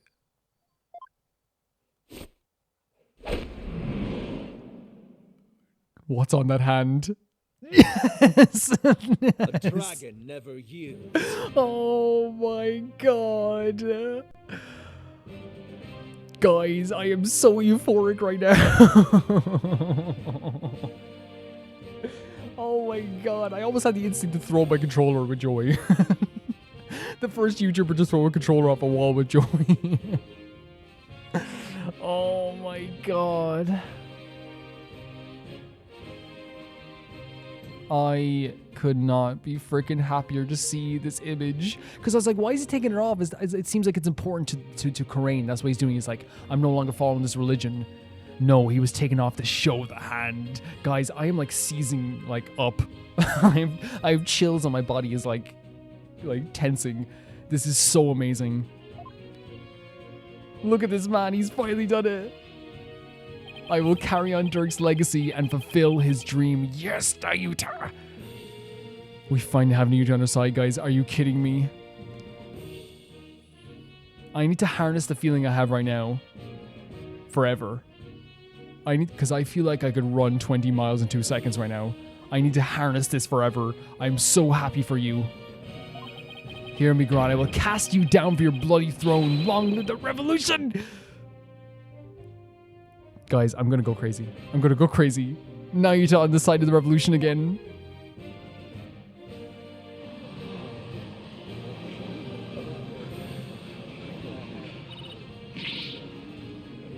Dirk has saved Nahyuta through Apollo's evidence. He has saved Nahyuta. Now even you prattle on about the revolution? Because he's always been a defiant dragon, and just as Dirk said, he'll always be welcome back. Get That's a Rebel in here right now. I need him to see this. Where's That's a Rebel? I need him to see this right now. Where is he? Would you look at that? This is gonna make That's a Rebel's day. That's a Rebel is gonna be the happiest person who's ever been. You could tell he was always hurt by this, by Nahyuta going against this. He's gonna be so happy. Well, Apollo, it seems we're finally making some headway down the road that Dirk carved out for us. Yeah. Now, if we could just prove Garon's guilt, we can continue on down that road towards the revolution Dirk dreamed of. Your Eminence, you have been accused of the crime committed 23 years ago. Would you like to say anything in your defense? Not so fast, Your Majesty. For the cuffs you could have been stolen and used without my knowledge. You're not ruining this moment for us. I don't care. This was such a fabulous and amazing moment. You're never going to ruin this for me. Dirk saved Nahyuta through Apollo, and now Nahyuta is back on the side of the Defiant Dragons. Not only do we have Rayfa on our side now, we have Nahyuta on our side. This is a perfect example, a showcase of the grip that she has had on this world, fading slowly over and over again. She lost her sister as her sister was about to confess who the real killer was. She lost Rayfa as now Rayfa sees who she truly is. And she lost Nahyuta because once again Dirk saved Nahyuta. Her grip on this world is fading. It's fading bit by bit, and it couldn't have happened to a better person. Oh my god. So you can see they hardly consider proof of anything. But then, by her own logic from earlier in the case, she would have to prove that there's another person out there who could have done it. Who did it? Who stole it? Who stole it then? Who did it? Offer some opposing view. Because imagine you were in the court and you said someone was wearing the outfit of the chief prosecutor and they set the fire. Someone could have been wearing that outfit, Your Honor. Okay, prove it.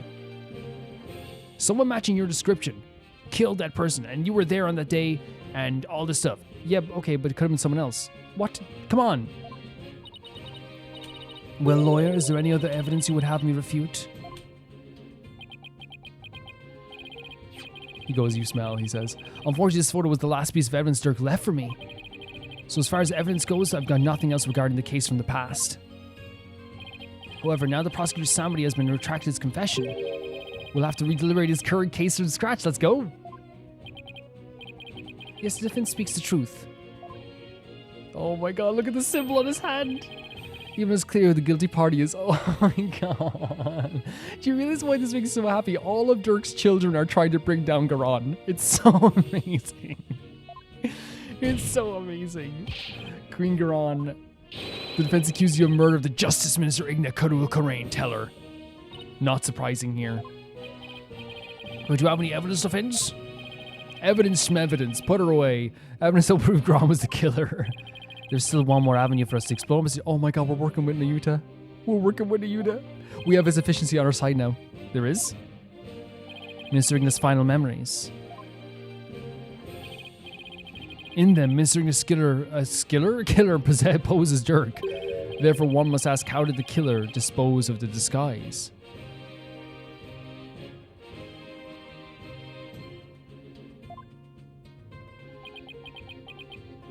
Hey, you're right. A lot of blood would have splattered onto the killer. So the blood-soaked clothes would have been dealt with somehow. If they're still around somewhere, then... Objection! No objection. No objection. I was wondering what absurd ideas you would concoct next. Clothing can be disposed of most anywhere. I doubt you could find them now. So I'm sorry, but she's... I know she's not saying she did it, but like imagine a lawyer being like, you're not going to be able to find any evidence, silly. She's grasping at straws, she really is. Nahyuta giving an objection to Garan as well. Then you don't know us very... I'm sorry guys, I'm going to go crazy. Then you don't know us very well. Nahyuta is saying you don't know us very well. Not me. Us. Your benevolence. Look at this, the friggin' siblings. On the day of your father's murder, you've been watching the courtship from 2 p.m. Now, during the time you saw Queen Garan, did you not? Yes, I did. I saw my mother entering the palace from the courtyard. But I was told not to mention it because it had nothing to do with my father's murder. Oh, she's feeling the pressure. You would not dare. You don't have control over Rayfa anymore. When the queen headed into the palace, did she have Dirk's clothes in her possession? Oh, look at her. No, she did not. So they're in the tomb still. They'd be in the tomb. Maybe she disposed of them somewhere in the courtyard? Objection! The police did a thorough sweep of the area following the crime, but they did not find anything resembling Dirk's clothes. Then they're still somewhere in the tomb. But you knew that already, didn't you, prosecutor? Yes. I admit clothing was found. Can I say how good it feels to have like Nahyuta like fighting with his efficiency against Garan? I'm never going to stop saying how it's amazing is having all the siblings go up against Garan. It's so amazing to me. Huh. So you admit that you were merely speculating, chasing phantoms and delusions of evidence that never existed. This makes no sense. Clothing just doesn't disappear like that. If Garan wasn't carrying any clothes, she must have gotten rid of them somewhere. Somewhere she thought they'd never be found. Would they never be found, huh? I believe those clothes were hidden here. If she didn't see her with the clothing, wouldn't it be the tomb? Because if she didn't see her with the clothes, she wouldn't be able to get to here or here. You couldn't throw him in the river. They'd find him in the river. Take that! Somewhere in the tomb. The tomb? You believe the clothing was hidden there? It's the only place it can be. Where in the tomb do you believe the clothes were hidden? So again, it has to be somewhere, as I said here, somewhere she thought they'd never be found. That would be the sarcophagus. There's everywhere else you can sweep here. You can look anywhere here, and we did look everywhere but the sarcophagus. The only place is the sarcophagus. That's the only place. But that means they have to be like under Dirk's body? The clothes were simply hidden. They were returned to where they belong, so we should just dressed up Dirk again?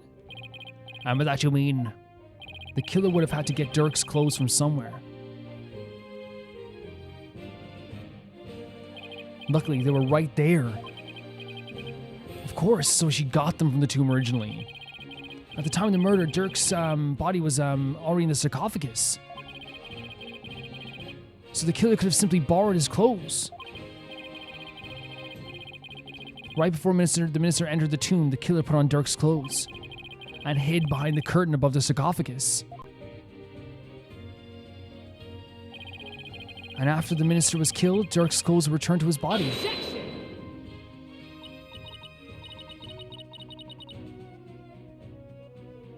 So what? This is all speculation. We know not whether these clothes were actually used in the murder.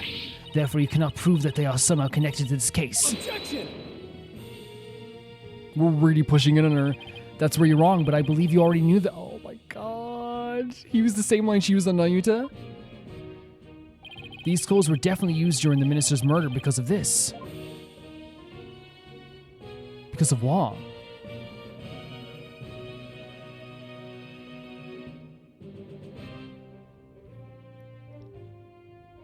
So we have to prove that they were used during the murder, right? So whatever happened during the murder has to affect these, right?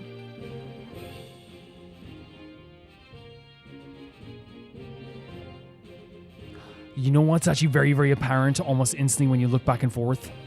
This is way darker and lighter. Not dark, sorry, lighter than this is darker. These are the bullet wounds, right? This blood is fresh. This blood is more, this is way more fresh than this blood. It would have dried in the same way. Take that! The bloodstains on Dirk's chest are no doubt the result of being shot by the minister. However, that doesn't explain everything. There's also some blood splatter extending from his left elbow to his abdominal area. I believe this blood splatter came from... Do we say Igna? Take that! If the killer wore these clothes during the murder, then the blood splatter must have come from Minister Igna. I thought it was all Dirk's, but that makes sense. Only one way to be sure, though. Let's go to get those stains analyzed right away. This may be conclusive evidence. We need to prove the Queen's guilt. I love how they're working together. I love it so much. You cannot prove that I was the one who hid those clothes. This could very well have been hidden by the third party. But could they really? I say the possibility of someone other than Garan hiding the clothes does not exist. Let's go with that. We're trying to hammer this home. No, it's just not possible. Your Eminence, I recall you saying the following. What did you say?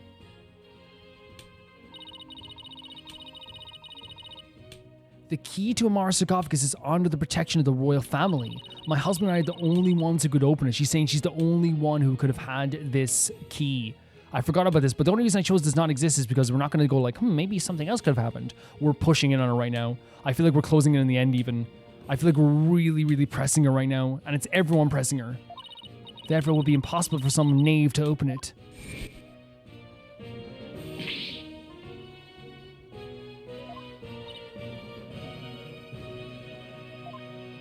That was your own testimony, word for word. She said it officially in court. Why, you insolent. Admit it. Only you could have hidden Dirk's clothes after they were used in the murder. And that means you were the one who killed Justice Minister Igna. Insignificant worm. You dare accuse me, the ruler of Karain. Do not think for one moment that such impudence will... Objection! I love that so much. Apollo didn't let her finish. Apollo didn't let her finish the usual drivel she uses to keep a hold on people.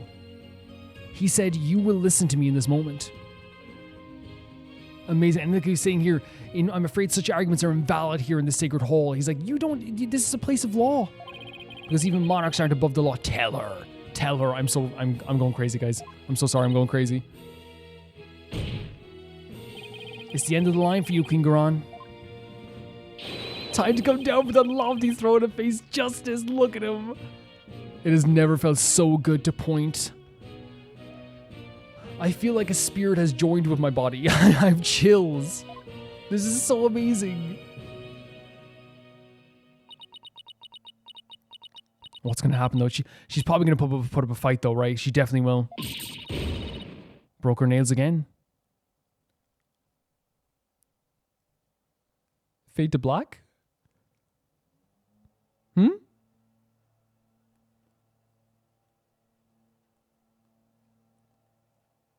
What are we doing? Oh no. Oh, she's like recalibrated almost. Me? Face justice? Surely you jest. Oh no. You're in no position to force my hand, lawyer. Oh? Surely you haven't forgotten about the Defense Culpability Act. Those who would support criminals will be... She's saying that because Nahyuta supported her? In short, should I be convicted of murder of my husband? Your dear brother delivered false testimony in my defense. Oh no, that is such a nasty way of doing things.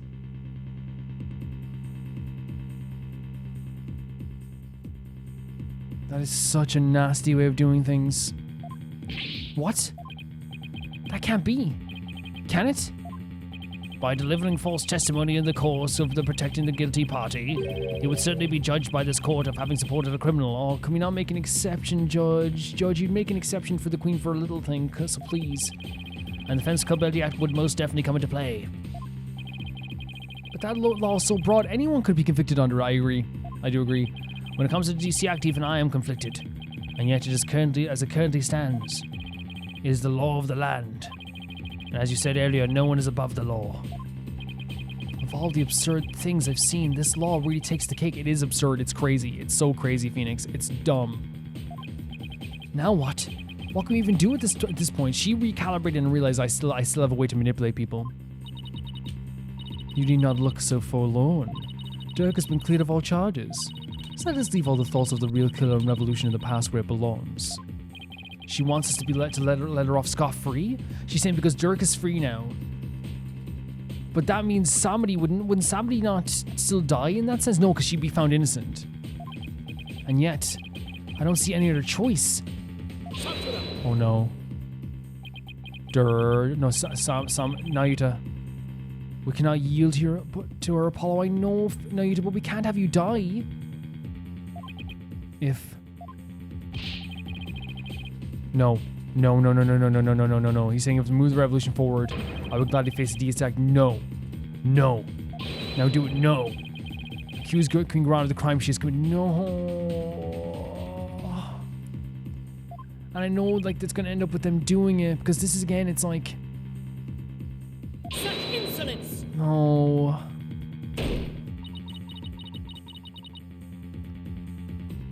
This is so rough. Our kingdom will not function without its sovereign. That's what you think. That monarchies are a plague. They can 100% function without a monarchy. It's been proven a million times over. And Rayfa cannot ascend to the throne, for she is yet incapable of channeling spirits. She would be a better queen than you easily. Thus, to accuse me is to wish destruction upon our fair kingdom. Oh my god. But the thing is, you can change the law every 2 seconds. Rayfa can change the law then when she becomes queen. Terrorist? If you still insist on accusing me, then a ruling sovereign of Crane, I proclaim the following. See what I'm doing? She's changing the laws herself. She doesn't care about the laws. All who imperil the crown, no matter the reason, shall be... This is ridiculous. Judge, can this is why there needs to be checks and balances for any leader. There needs to be. This is ridiculous. Do you still not comprehend? Then let me be clear. For the sake of this kingdom's future, and in accordance with the laws of Karain, I command you, but it's insane. This is ridiculous. No, like, I'm going to say this right now, right? I do not care what anyone says. Anyone who follows this and at this point is like, yeah, that's great. After seeing her falter so much in this case, you are, and I never call people dumb, but I'll say this, you're very silly. You're very silly to follow this.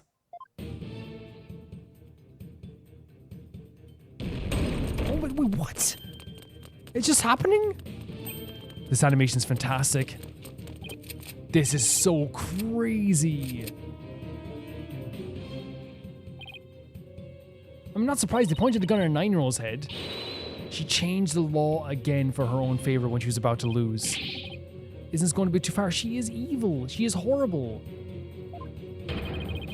Why is the Grand Royal Guard? They're on standby in case of an attack by foolish optimistic terrorists. Now, if you will continue to oppose me, the very embodiment of the law, then under my regal authority you shall be put to death. It is so, like, she is, we know she's abused her power already. This is just going so far into it. She's so evil. Objection! Objection? I agree! This is insane even for her. You can't possibly get away with something like this. This is a court of law. You can't just order execution without due process. Hold it! Now look, Apollo, truth and due process is certainly important, but so is your life, so think before you speak again. But she's basically saying if you do anything against me right now, you're dead. Please, Apollo, do not make this any worse than it already is. I cannot lose you to the Twilight Realm too. Oh, Nahyuta. What am I supposed to do? How do I win against the opponent that can rewrite laws as she sees fit? How can I ever bring her to justice? Is this really how it all ends? No. It is your life or your accusation, lawyer. You cannot hope for both. It is time to cease this insanity. What do I do? Should I recuse? This is the bad ending. I know for a fact this is the bad ending. And I want to make this clear. This entails death upon death, right? But I know our characters are going to get out of it somehow, right? But that doesn't change the fact that I'm worried about Nahyuta. But I know that this is the way to move the game forward. I just know it. I just know it. I know what I have to do. Mr. Wright, you know what that saying that you're constantly reminding Athena of? The worst of times are when lawyers have to force their biggest smiles. You never failed to surprise me, Apollo. And Nahyuta, you know that creed we've known ever since you were kids? Look at how far Apollo's come. This is the dude. This is the guy now. This is the main character. A dragon never yields. Apollo. This is so important to me. They're not merely words. They're what's carried us this far.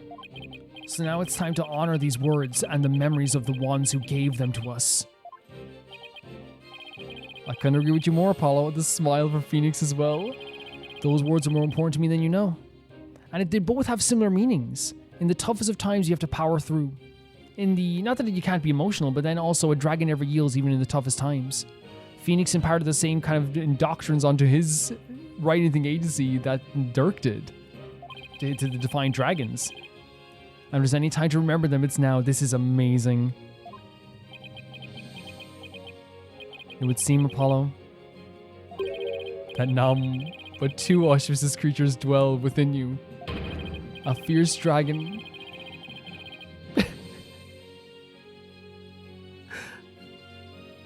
and a virtuous phoenix that shall shatter the clouds hiding the heavens. Because he had two dads. I shall join you in your death to... Oh my god.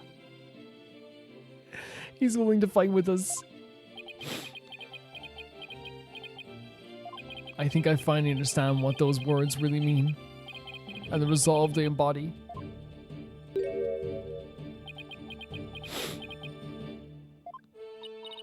Are you smiling even in the face of certainty of this music? I'm sorry guys, but Apollo has come so far. He's come so far. He is the phoenix. He is the dragon. Is there no end to your defiance? Unfortunate for you, no. I won't let fear or even the law force me to abandon the pursuit of truth. Tell them. He's incredible. He's so incredible. Because there's another saying in my country, the truth will set you free. That's an expression I heard him when I was a kid. Indeed, that is precisely what Dirk sought to do in this trial. I love having Nahyuta on our side. He wishes for us to break free from a certain despicable spiders and immobilizing silk threads. What a way to put it. He won't be intimidated by unjust laws or given to fear. Abandoning the truth like that? It's just not a part of my playbook. I'm so emotional because it's like Phoenix isn't ending this trial. He's letting Apollo do it. Apollo has really come this far. And he's always been a good lawyer, but like this is Apollo final boss mode.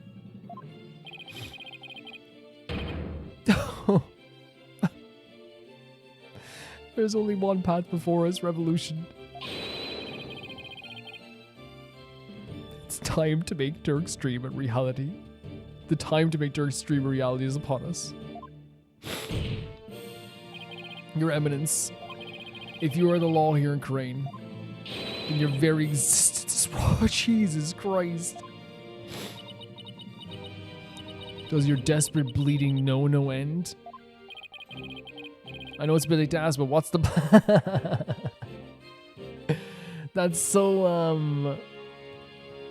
them, isn't it? It's so them. It's been asked, but what's the plan? Well, if Gran is going to execute us on the spot under the Defense Culpability Act, then the law itself derives its power from the authority of the Crown. Then there's only one thing to do. Wait, what? We're going to remove her from office? We're doing a coup? Alright, but how? It's not like we have a lot of time come up with a way to do it either. I'd actually allow you to perform another cross-examination while we think. Don't worry, I'll come up with something. We'll be fine. We'll be fine. We can't give up now. We're trying to do a freaking coup. This is crazy. We have to keep on fighting to the end. We can't allow these broken trials to go on, I agree. It's time to make things right.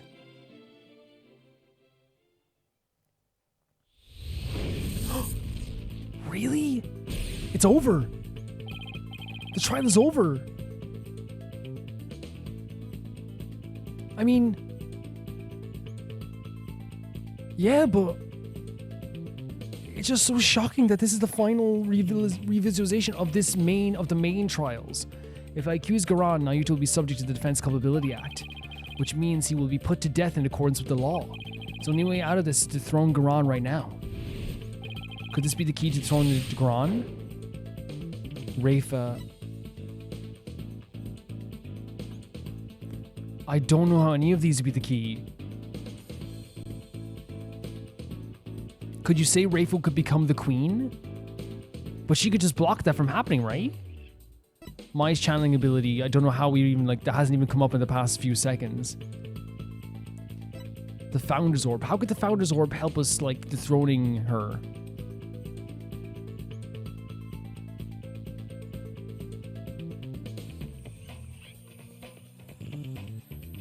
Because this would give someone the power of channeling.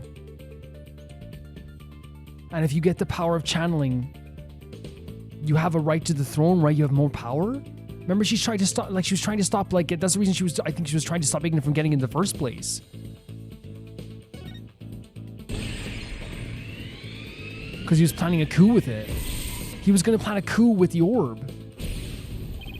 Dirk was convinced that the orb is the key to the revolution in Karain's future. That is true too. I was thinking more of the coup that was about to happen. In light of Karan's obsession with the orb, it makes a large amount of sense. She probably doesn't want anyone using it, yes, to gain spiritual powers, and Right to run, yes, because 100% Igna was going to use it for a coup. Yes, exactly. Igna tried to do just that, but that's where it starts to fall apart. Igna couldn't have channeled the Founder even after abducting Miss Faye after all. Only Queen can channel spirits. The Founder never existed. You didn't know this Founder's name, but that would be a reason why you can't channel someone, right? We know the Queen is not the only one who can channel spirits. So it's this one. He didn't know the name. We know she's not the only one.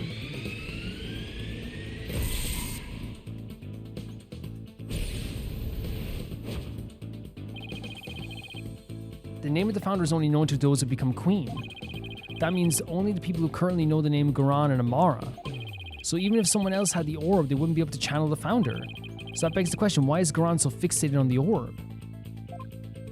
So we're talking about her fixation on the orb. Let's not overthink this. She wants to clear her name. It's not that at all. She doesn't... Wait, because it's not a national treasure. She doesn't give a damn about that. She doesn't give it the clear name. Are you saying she can't actually channel spirits? She hasn't channeled spirits once in... Wait, no, but she has, though. She channeled Dirk. Because I was thinking, oh, that's Amara. No, that wasn't Amara. She channeled Dirk, right? She did.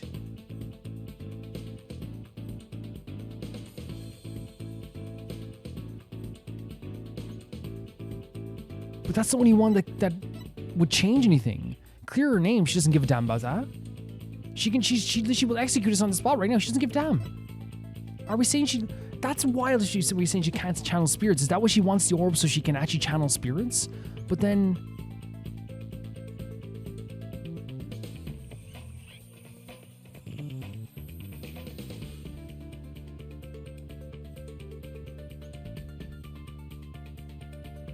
You get what I'm saying? Like, it's like, I'm trying to think here.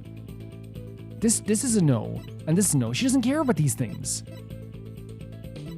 Are we saying she wants the orb for its power? That's insane if it is.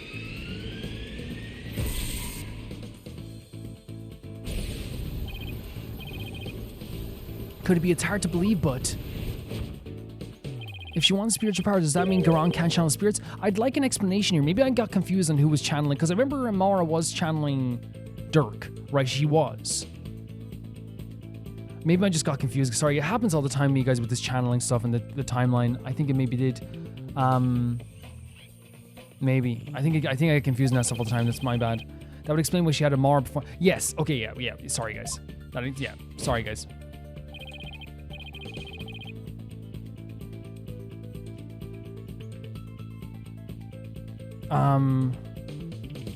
Is that why she let Amara live, to stand in for her when she came time to channel spirits? So that's why she was so this whole time. It wasn't just a one-time thing. She was going to be the person who kind of like made it look like she had that spiritual power. That's crazy. So if Gran can't channel spirits, she'd have no claim to the throne. You have to be able to channel spirits to become a queen. She'd have no claim.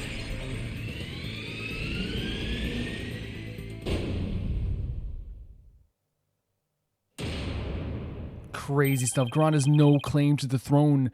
She's not even nearly the queen. Gran's Defense Culpability Act was established under the Crown's authority, but if she had no claim to the throne, then the DC Act would become null and void.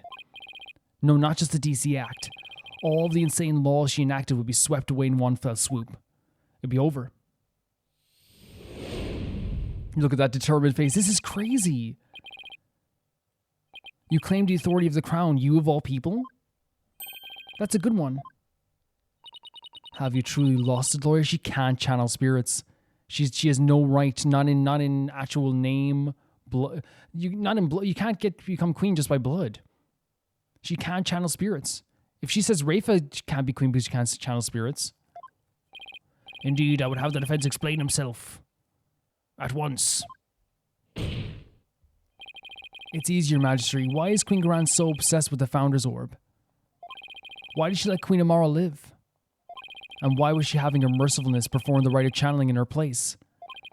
The answer to these three questions point to a single conclusion. The fact that it will shake this kingdom to its very core. I still do not follow Apollo. She cannot channel spirits, and that's why she wanted the Founder's Orb this whole time. That's insane. Your Eminence, I have just one question for you, and please be honest. You can't actually channel spirits, can you? Imagine saying this to the Queen in the middle of court.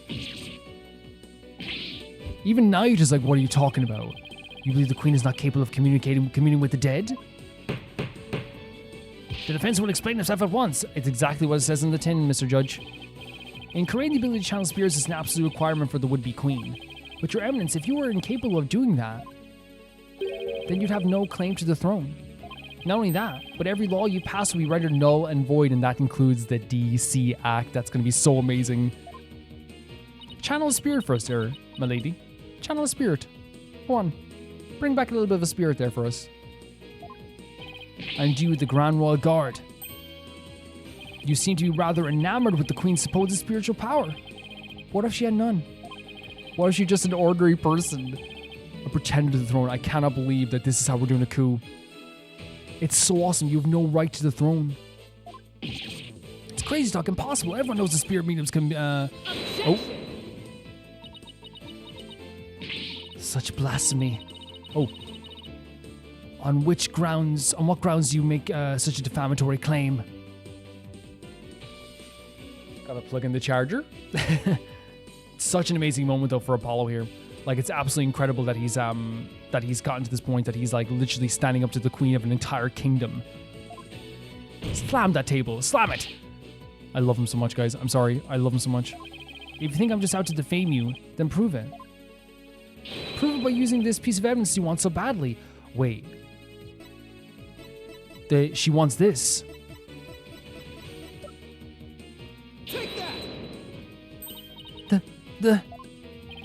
all the conditions for summoning the founder should be in place. With the orb, we know what the founder looks like. And as queen, you should know the founder's name.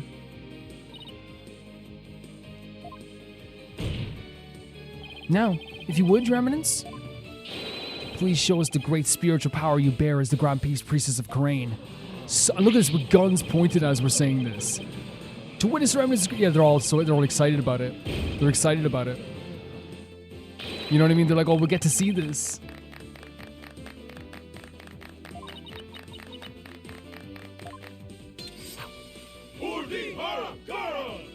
Yeah.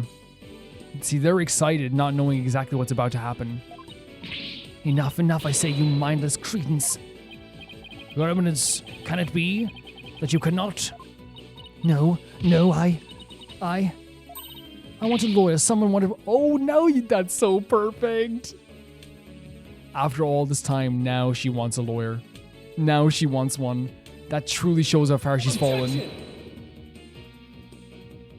Aren't you forgetting something? There aren't any lawyers left in Kharain. There's not one left. You only have prosecutors here. You can thank your defense capability for that. That is literally something you made coming back to bite you in the butt. Your Eminence, please give us a glimpse of your magnificent... And look, all the guards are just excited because they fully believe in this. Everyone believed in this. She had a grip on this whole country. Summon her holiness so she may guide us. I've had enough from you. Out of my sight, all of you. If you're truly capable of channeling spirits, then get on with it already, Your Eminence. I love Apollo being so snarky with her because she deserves it. All this stuff, all this time, she deserves to have Apollo be snarky and biting back at her. I love it. You sneaky, underhanded wretch of a lawyer. That reminds me, you said something to this effect earlier. It is time to cease this insanity. Don't you feel stupid for saying that now? Oh my god. Indeed, of all things she has to say, I can think of nothing more ludicrous. I love that Apollo and Nahyuta are like pals now. Brothers. Apollo, teach this deceitful, putrid queen a lesson she won't soon forget. That's the first time we've heard Nahyuta say this in court on our side against someone else, and I couldn't be happier. Gladly, because it really is time to cease this insanity. Apollo. Look at him. This one, Tom, look at him. Your reign of terror ends yet. Okay. Honestly, I love it. It's so over the top, but I love the guards even getting pushed back by Apollo's power. He deserves to have a moment like this. We got her. We got her. Very well. Oh, she's going to try and do it. The animations are so good. The animations are so good. Behold, the magnificent power to... Okay. Oh, look at them. They're like, yeah, let's go. Her design is really cool, isn't it? O great spirit founder who dwells within the Twilight Realm, heed the secret covenant of the orb and appear before us here. And this music, you don't even deserve this music. This is Rayfa's theme. You don't deserve this. Oh my god, she's literally struggling. Look at her. Oh, look, you can see it, like their mouths dropping. Are you not feeling well?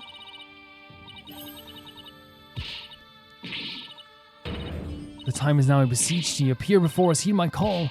Founder, please. She's actually that delusional. I think in her head she thinks this could work. She thinks she deserves this. No way. They turned on her that quickly.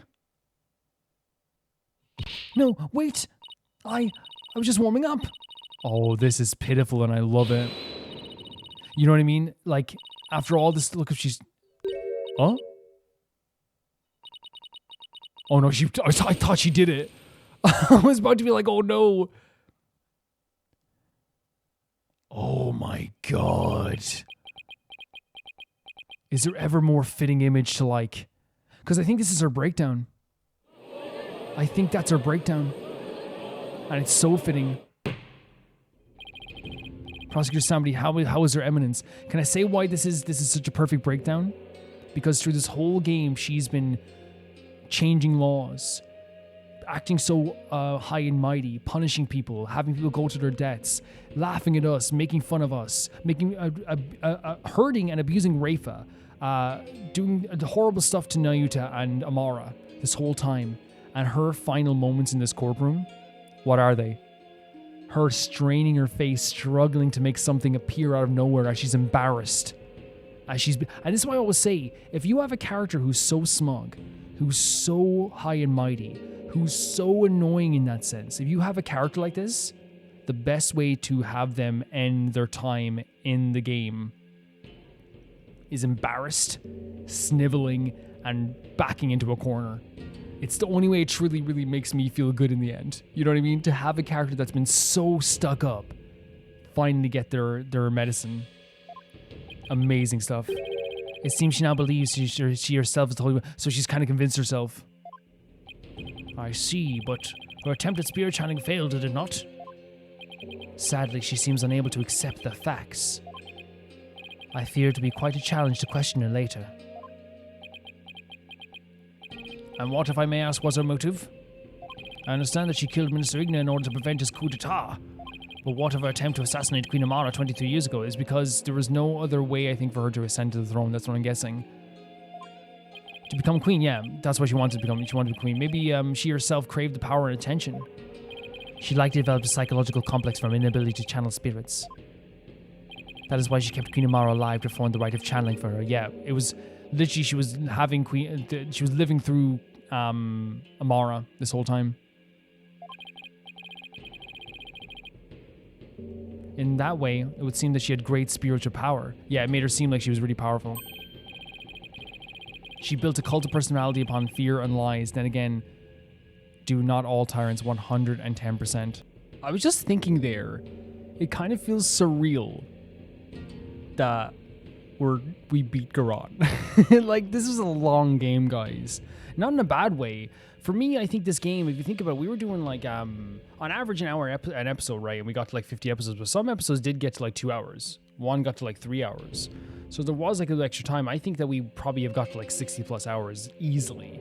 I would say 70 hours is like a safe bet. 70 hours of dealing with the, not always, of course, but there were some cases that we didn't, but like with 70 hours with dealing with the Garon regime. Apollo and Dirk's siblings, and Phoenix, let's just say as well, and everyone else involved, just took down an entire queen and her regime. Crazy. So then she never really intended to kill Amara, huh? What I don't understand is why Queen Amara even listened to Garon in the first place. Interesting question, especially 14 years ago before Rayfa was being held hostage. Why would she keep letting the people of Khura'in think she was dead? While she kept quietly performing the rite of channeling for Garon. My mother is a gentle soul by nature, and she loves her sister dearly. Oh, I can tell. So when Garon told her to hide because Dirk was out to kill her, she believed it. That's the thing. I think Garon is... We don't see it often in terms of like us seeing it because we're outsiders. But you have to understand, like, for sure, like, there's leaders around the world who, like, to the people in that world and that country and that region are so charismatic. She didn't just have she had a grip on everybody. Because even if, like, she was holding Rayfa hostage at some points too, even Nahyuta admitted, I believed her in some sense, which means she's a very good, like, public speaker, which means she's very good at being manipulative, right? She's very good at, like, that stuff. What's more, she did not wish to tarnish the name of her beloved sister. That is why she acquiesced so obediently to Garon's request to keep the channeling for her. Until she fled with Dirk and was told the truth, that is. So that's what happened. And since Rayfa was being held captive, I imagine Amara had no choice but to help cover up the truth behind Igna's murder. Yeah, living secretly as Rayfa's servant, Nana. No doubt she deepened her love for her daughter, she'd do anything to keep her safe. All the more reason to hide the painful truth from her. Well, that was a case for the ages. Prosecutor Samedi has been cleared of all suspicion In the murder of Minister Igna, as has Mr. Dirk Samedi in the assassination attempt of Queen Amara. Oh my god, a 23-year-old assassination attempt that changed an entire country's laws, that changed people's lives, that led to people's deaths. It's finally finally been brought to light. Now then, I think it's high time I handed down my verdict on the Dirk and Nahyuta Samadi. Not guilty. Absolutely fantastic.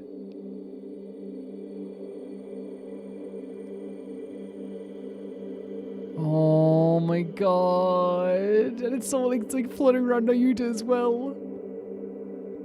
There's no one there to prosecute anymore.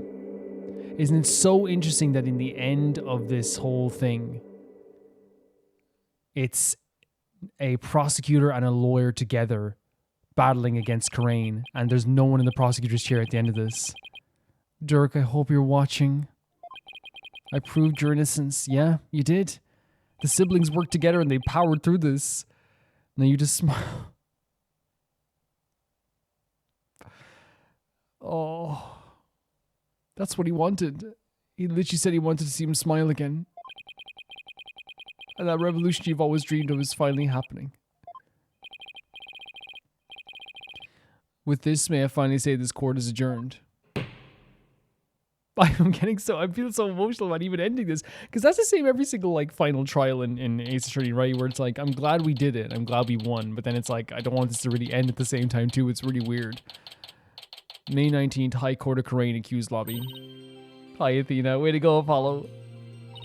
I was on the edge of my seat when those guards stormed the courtroom. It was a really crazy moment. That was a shocker, all right. Can't imagine anything like that happening back home. I know, right? I was ready to go down there and teach them a lesson myself. And you know she would. Really? I was barely able to hold her back. That's funny. But Athena having to hold Maya back is so funny because like she's finally met like the superpower version of her aggression. It's just that Maya hides it better. You know. Hold me back, you're about to go. There it is. Because I was saying that's so crazy because like it's really funny her holding her back because like I feel like Maya is like just as aggressive or like has a superpower version of her aggression. But yeah, we've seen Athena be so aggressive too. That makes sense. Because I was like, it's so crazy that like, you know, like it's hilarious that Athena would be holding her back with how Athena acts. Because that means that Maya is just way more aggressive than Athena. But in this case, it's like, no, you're both doing it. Yeah, well, I was thinking about helping you smack a few of them down, to be honest. That would be awesome. Maya and Athena together beating the living crap out of some guards. Remind me to never say or do anything to deserve Maya and Athena double suplex. Honestly, I think they would get along so well. You did a fine job out there, Apollo. Thanks for all the great advice, Mr. Wright. He did give great advice. That's how you became the Phoenix and the Dragon. Now it was all you. That perseverance and never say die attitude you showed was impressive. Actually, I learned a thing or two myself. What? From me? That's a laugh. There were any number of times where I wouldn't have blamed you for giving up. But you stuck it out, and in the end came away triumphant. By sheer force of will. An inner strength forged in countless trials. You overcame a most desperate and hopeless situation. The most desperate. Oh boy. Oh boy. I feel like, and again, I don't want to make it seem like I said this, right? But, it just means the game's good at writing that we were all able to, because everyone said this and agreed in the comments. Apollo has gone through more than any other character in this game has had to go through in terms of a lawyer. Like, it's insane. I don't know about all that. Phoenix is proud of you. Apollo, you saw this in this trial. Apollo was on his game. And it's not, you can say, well, Calvin, you were picking the answers. But I mean, like, even in between sections, Apollo was legitimately destroying this trial towards the end. There was not the only thing, to the point that Garana had to make up laws to stop him. I mean it. I don't want this to end because I want another game in the series with Apollo and Phoenix and all the characters. You've really come a long way. I can't. I need to get to the end of this video. Can you please? He has. He's some... I have nothing but respect for you. Your abilities as an attorney. Really? Aren't you exaggerating just a little bit, Mr. Wright? You know he respects you. You did it, Apollo. You finally want to see the approval. Jesus Christ, man. Like, I'm just gonna. I know this is the game is called Phoenix Wright. I know this, but if you don't mind me saying, the trilogy that is the Apollo Justice trilogy is called the Apollo Justice trilogy because in the end, I really feel like he's the protagonist of this whole story. The torch has passed. Well, meaning my channeling can't come a long way too. It did. After all, I was deemed worthy enough to use in 2 major crimes already. Oh. Yeah, and 2 major chances for me to become someone for you to channel next. Praise Maya right now. Honestly, I couldn't have done this without the support of each and every person here. 100%. 100%. Mr. Wright, Athena, Nahyuta, and of course Dirk. That was pretty cool, Polly.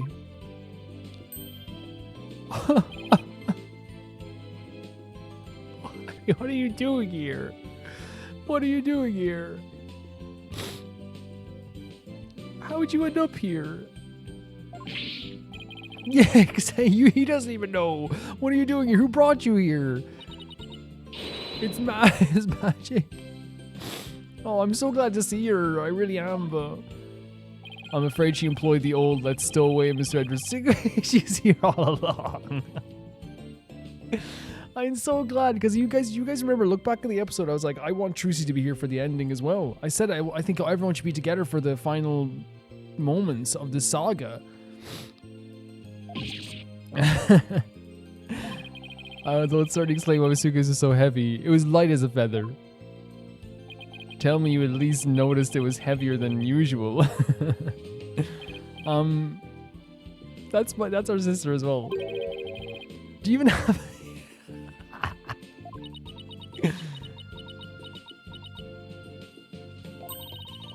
My Magic Rice extraterrestrial space is like. This is so bad because it's hilarious, but getting her back into America is going to be so difficult. I know you can say just stow away in the suitcase again, but like, you realize what happened. This is the airport. She went to the suitcase. If it was checked luggage, and it would have to be if it weighs that much. I'm not saying she weighs that much. I'm saying that like combined with all your suitcase already, a human being is going to weigh more than a checking luggage thing. You know what probably happened as well? He probably went to the counter and said, "Here's my suitcase," and they said, "Look, it's weighing more than usual. Like it's way more than 20 kg. You're gonna have to pay a bit extra." And he probably paid an extra charge at the counter. But now she has no passport.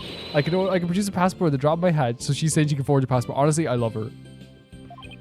Right. No, I love her. I love her so much. Maybe some things in the world are better left in mystery. I adore her so much. I'm so glad she's here. Hornhead. Barbed head. There's our girl as well. I'm forever in your debt for what you've accomplished in this Hall of Justice. Everything is just gonna make me tear up now. Everything. Without your presence, I may have never changed as I have this day. Ooh. It's pathetic, I know. No, it's not pathetic. Oh my god, you need to understand. You were so smart during this trial. It was you who changed yourself. Only you could choose to defy. Yes, it was you. You did that. You did that. And the decision was yours and yours alone. She made that decision to trust Apollo and Phoenix and go against Garan. She made that decision. So proud of her. That's all we did was read you. That's exactly it. We opened the door and she ran through. Amazing stuff. And you made use of it with gusto. This victory is yours, your benevolence. I'm so proud of her. I'm so proud of her. You should be proud of yourself. The thinking. I see. So I am worried about that. I love that the side smirk now has gone from like, like to kind of own us to being like an actual confident side smirk. I love it. I freaking love it. This I would say easily the best arc in terms of character growth in the game. Easily, right? Across the 3 games, Apollo, right? Easily. But I'm talking about in this game alone.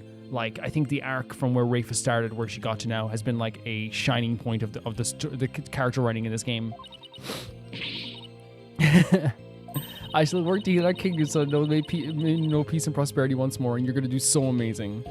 She sure bounced back quick, and thankfully. So your benevolence, I take it you learned the truth of your origins? That you were the daughter of Dirk and Queen Amara?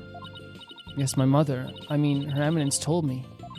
She She said it was part of my disciplining. She's so evil, if you can call it that. Yeah, it's so evil. Like, imagine your part of your discipline is to say that basically, like, you know, and again, there's nothing wrong with being adopted, but like, it's 100% a mental manipulation, and as I said the word before, like abuse, to say to someone that your punishment is me telling you you're adopted. That's not a punishment. It should be a discussion you have with your kid eventually about like, hey, this is where, you know, this is what happened. This is your past or whatever. But she chose it as a punishment. Because, you know, the rules of Crane, your father was a criminal, you know? Sounds more like blackmail.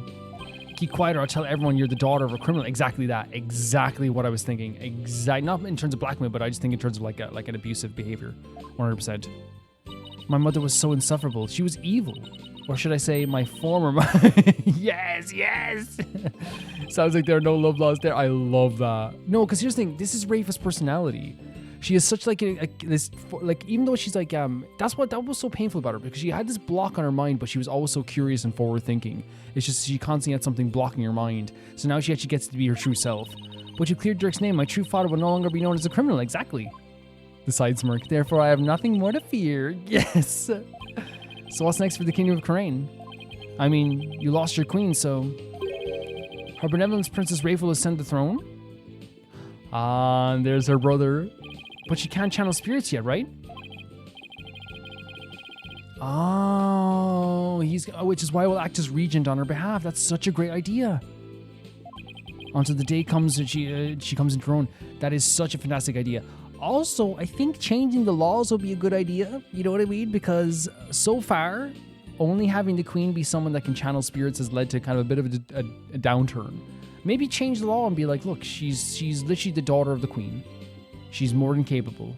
She will learn to channel spirits eventually, but you have to understand, she is legitimately capable of this job and she wants to do good at this job. Yes, your help would be greatly appreciated, prosecutor. Don't do this to me. Don't try this. Big no! But she's trying to say brother. Look at her. Is she going to say what I think she is? What are you looking at, you horn-headed nincompoop? Tell Apollo. Tell him off. Katong. She's stamping her toes again. In any event, I'll be assisted by Nahyuta and Queen Amara for the time being. Okay, that's cool. Okay. I do think that we need to get Queen Amara some... And actually, you know what? I think everyone needs a bit of therapy. Everybody in this crew. And that's not even me making a joke. Therapy is useful. And I think everyone needs some sort of like mental assistance and mental health help. 100%. I think everyone does. Everyone has been through some crazy times. Queen Amara, our country offers counsel to the rulers of neighboring kingdoms through channeling. It is a duty I intend to fulfill myself one day, but for now, I will have Queen Amara assist me in that capacity, okay? I'm not against it. So then she's going to be alright? Oh yeah, she got freaking shot! I was like listening to the happy music, just like everyone, all's well that ends well? And then I'm like, yeah, she got freaking shot.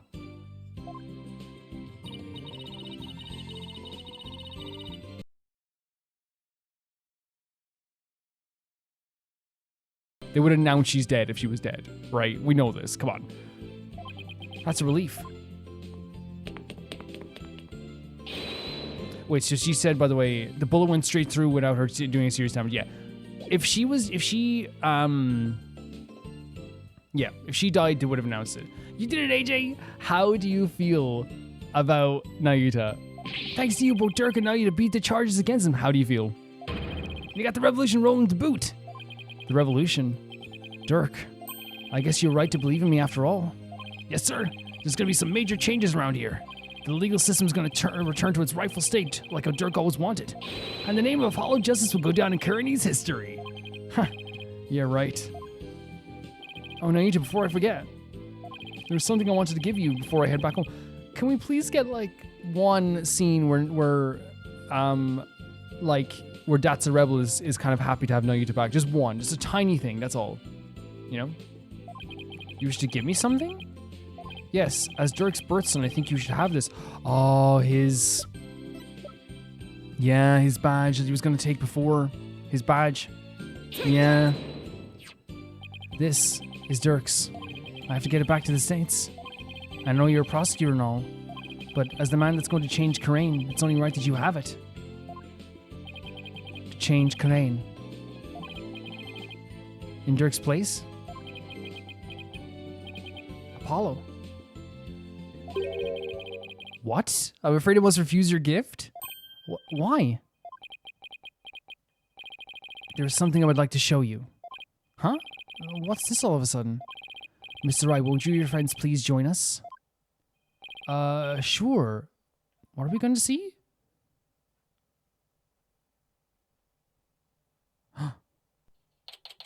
Whoa.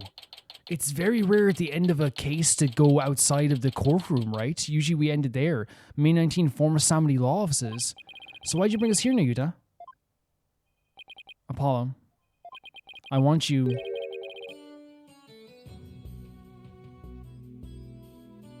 No.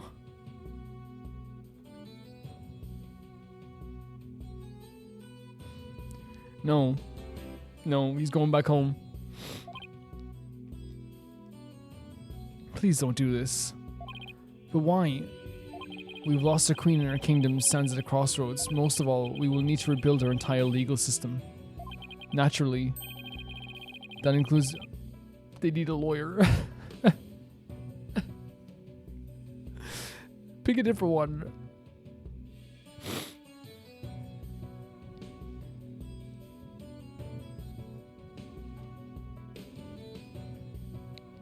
Naturally, that includes a reduction to lawyers to the court. Wait, you're not asking me to. I want you to take over the law. With you as a lawyer and me as a prosecutor, we shall rebuild Crane's legal system for the ground up. I'm so proud of him, I really am, but like, I can't deal with Apollo not being with the crew. You want to help me rebuild the legal system? That's a lot to take in. I cannot do this without you. As a lawyer, you are Dirk's spiritual heir. And having studied in America, your legal knowledge will be indispensable. This is way out of my league.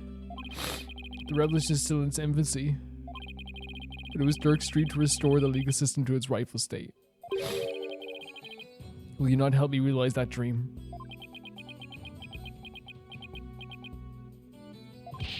Come on, AJ, you know what that Dirk would have wanted, but what about what Calvin wants? Does anyone think about that for 2 seconds? I just want a game where it's all filler and it's just Apollo and Athena chatting for 10 hours. You know, it's everyone in the Wright and the agency just having a good time, and we actually adopt Rayfa and the Crane can figure it out for themselves.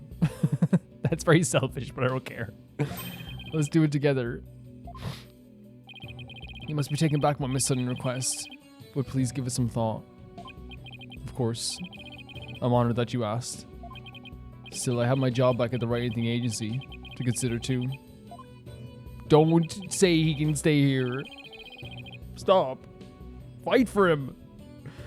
Don't you worry about that, Apollo. This is something only you can do. You stay. No, we don't want anyone to stay. That'd be terrible too. Something only I can do. I mean, to be completely honest, our office will be a bit short on firepower when you're around. Okay, a bit short. Apollo has literally kept your whole freaking play. Apart from maybe Dual Destinies, for Apollo Justice and for this game, he has kept the Wright agency above water through the whole time. He's the reason you have a Wright agency still. He's kept it above water from drowning. You know what I mean? Mr. Wright. Actually, I am... Same, I can't get on board with this. Athena, I mean... There's still so much I want to learn from you, Apollo. That's why I won't be the same without you. And everyone back home really miss you too. There's no way I can agree to it. That's settled. He's going back home. It's settled. Still, if you really wanted to stay, Athena's right, it won't be easy, but Athena, Trucy. Apollo, no one can make this decision. Know that I will not question whatever choice you make. Our flight leaves tomorrow morning, Apollo. Think you can make up your mind by then? I'll try. I'll do it for you. He's not gonna stay. Talk about a difficult decision. I know, because it's his dad's legacy, you know what I mean? I think he's... Don't do this. Should I go back to the US and continue working at the writing agency?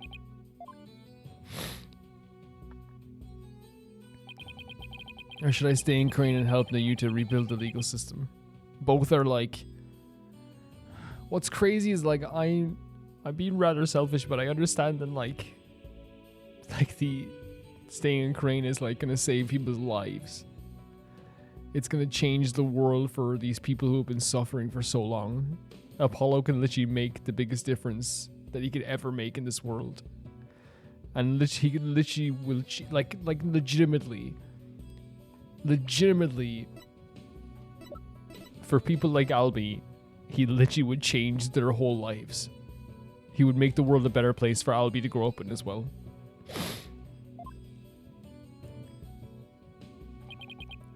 What's the right thing for me to do? Wait, are they making us choose? No, okay. Jesus Christ. I thought there was gonna be like a choice for a second. May 20th, 8 a.m. Temple. The bus to the airport will be here any minute. I wonder where Apollo is. Are we playing as Phoenix now? Do you think he decided to stay here in Crane?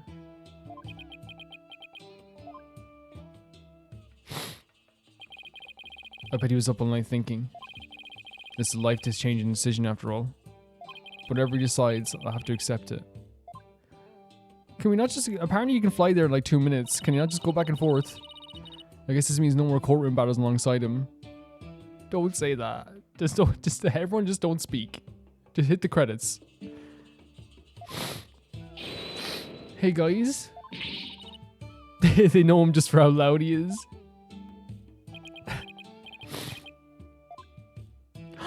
Oh, he's so handsome. I made it.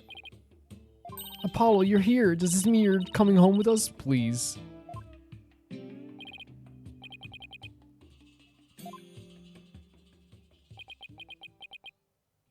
Mr. Wright. Yes. I've made up my mind. Ooh. Here it is, the moment of truth. I still have so many things to learn from you. But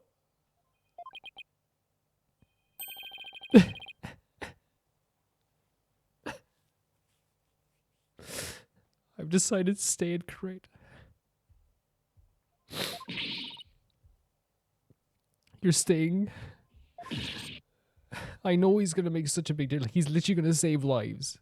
He's literally just gonna change the world for people.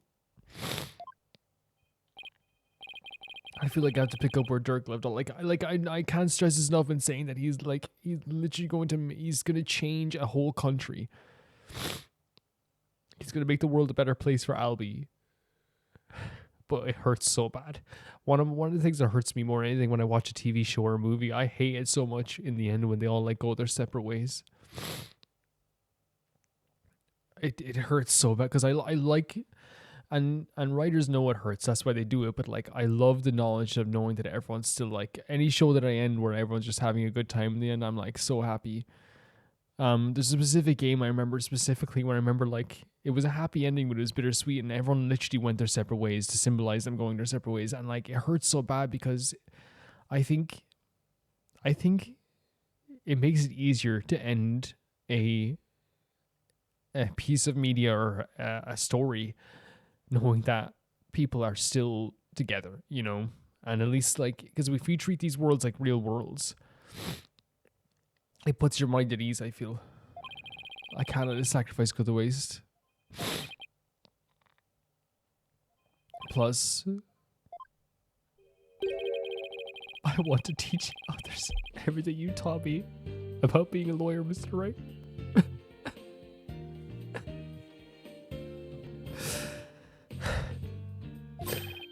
Apollo, Dirk's roadmap for the future, and your teachings. I believe that these things will save the people of the kingdom from further unrest. I want to do this. No, I have to do this. He's literally going to save lives.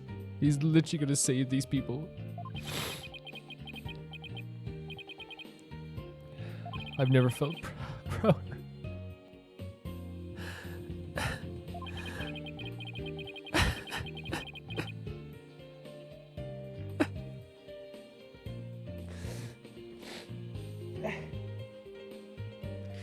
Proud to have such an amazing attorney working under me. But someday I'll return to the US. You better. You fucking better, I'm telling you. Once the new legal system here is firmly in place, I'll be back. Scout's honor. He's gonna change lives.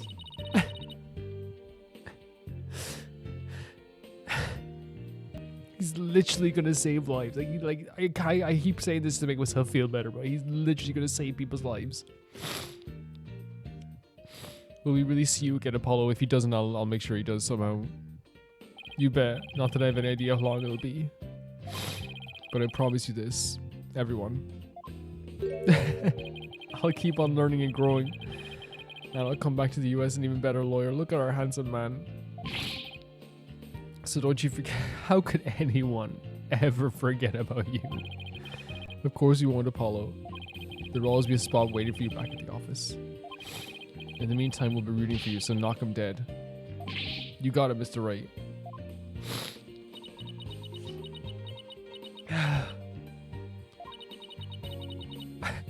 I'm gonna miss you, Polly. But if this is it, then I'm gonna support your choice all the way. I know. Thanks, Druzy. Good luck with your magic act. I know you do the true Grammar proud. I'll be cheering for you too, Apollo. But don't think you're the only one with room to grow. Next time we meet, you probably won't even recognize me. I'm telling you right now. Please, Capcom, give me the Athena Sykes trilogy. Give it to me. Please. They recently said they're revitalizing a lot of their franchises, so yeah. Because I think they literally said that like Resident Evil like inspired them to want to because it showed how revitalizing a franchise can literally be so successful, and they're doing it with Mega Man recently, and there's no reason why they can't just revitalize. Now I think what they might do first is they might do like remakes of the original 3 or something, but I think that they're perfect games already, so I would just go with Athena Sykes trilogy. You bet. But I'm gonna win. I'm gonna miss you too, Apollo, but say that to him right now. I can't wait to see where your new adventure will take you. Please say it to him right now. Well, there's our bus. Me literally taking the spark plug out of the bus. I guess this is it, Apollo. I'll never forget everything you've done for me, Mr. Wright. I don't know how I'll ever repay you. Here's to seeing you back in the US again someday. Not that you know where to fight me. I'm so proud of him too, man. Like, how far we've come with this character.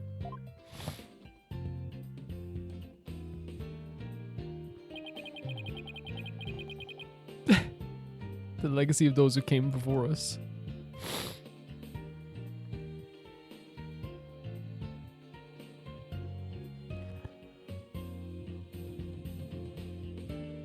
Jesus. Oh.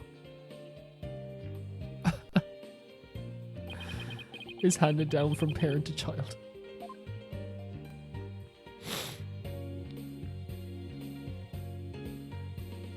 Oh. Fuck. And from mentor to disciple. We must never stall or stagnate, but continue to grow and change. all that we've been taught, the beliefs and convictions that have been passed down to us. We must continue to nurture them so we in turn can pass them on to the next generation. I hate that Phoenix is a past generation of any kind. No enemy cutscene. I'm already Are you really sure you're okay with him staying? Stop. with us? Uh-huh. I always figured he'd leave the nest someday.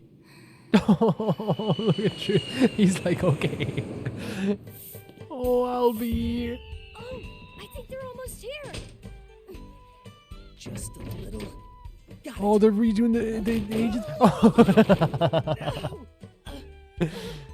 Why don't we go and check it out, AJ? No way. Look at the smile.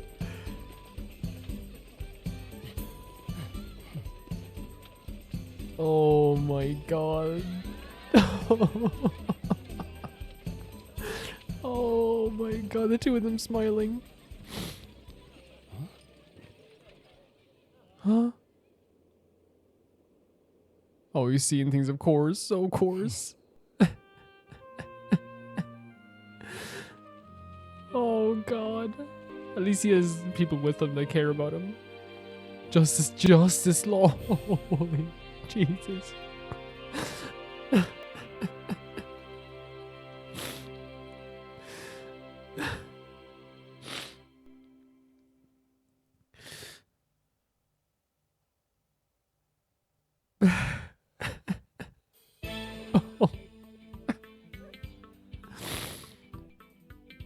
Oh god. Go on, Mr. Hyde. Introduce yourself. I'm the amazing Mr. Hat. Nice to meet you. I wanted to take this opportunity to announce my solo debut. It seems Mr. Hat doesn't want Apollo to leave him in the dust. We're fierce rivals, you know. I can't let him hog the spotlight. It's just not the same without Polly, is it? Yeah, I kind of miss him too. I know. We should go visit him, Crane. Apparently it's a 2-minute trip so you can get over there. I am drenched in tears.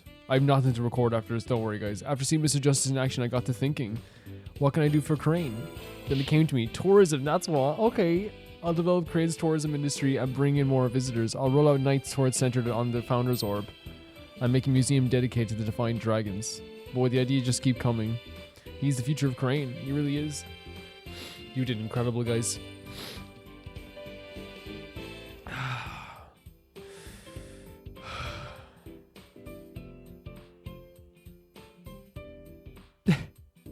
I want to congratulate you on becoming a forensic investigator, Detective Sky. Thank you, but Prosecutor Samity says he has need of me. Starting tomorrow, I'll be working in Crane for a while. Oh, thank God Apollo has more friends. So it looks that way. It's sure to be an educational experience. Just can't let the kids show me up either. I'll see what I can do for Crane's revolution. Will challenges have a way of helping people grow? I look forward to our next investigation upon your return.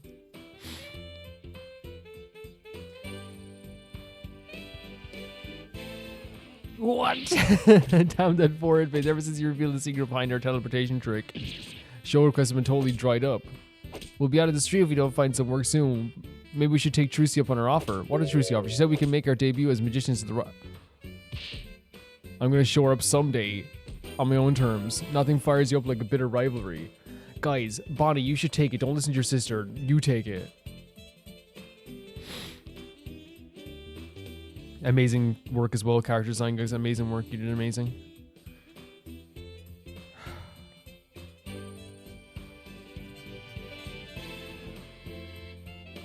Oh, wow. Oh, she had the baby. Great. It's just like a child now, full of life and limitless possibility. I have faith that Dirk and my darling Taurus will watch over both of them. Have no fear. We'll see Dirk's legacy through to the end. And just for Junior there, he's the secret to being a man among men. Behold the dad's pose. It sounds like Fideo saying no. Come on, little guy, don't be shy. These are one of my favorite things that they do in Ace Attorney games, by the way, is show all this stuff at the end.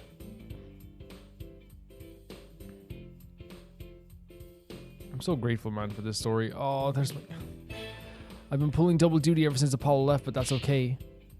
I'm going to make Simon recognize me for the awesome lawyer I am. She's quaking in her boots. Wait, she's amazing. I can do it, and I will. Mr. Wright will be calling you his right-hand woman before you know it. Let's do this. I have fully faith in you. We're getting the Phoenix Lights trilogy, and if we don't, Capcom is insane.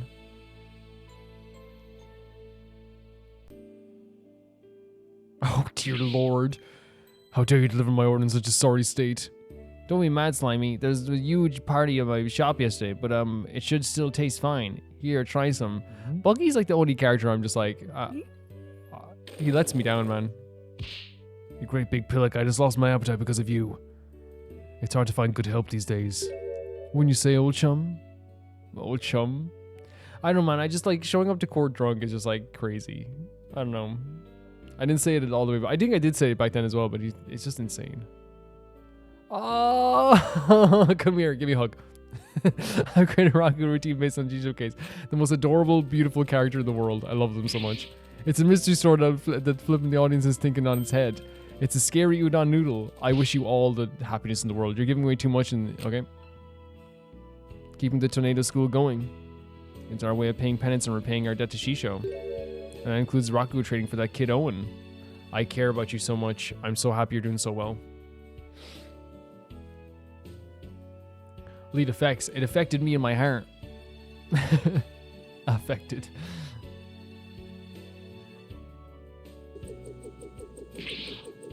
I don't know. I never made that noise in my life. I know much for me. I hope this kid is doing well. Oh, there she is. The university where my father works just let me help. What? Oh no. She's helping with an archaeological dig. That private justice better not be slacking off. I'm so happy she's doing well. She deserves to be doing well.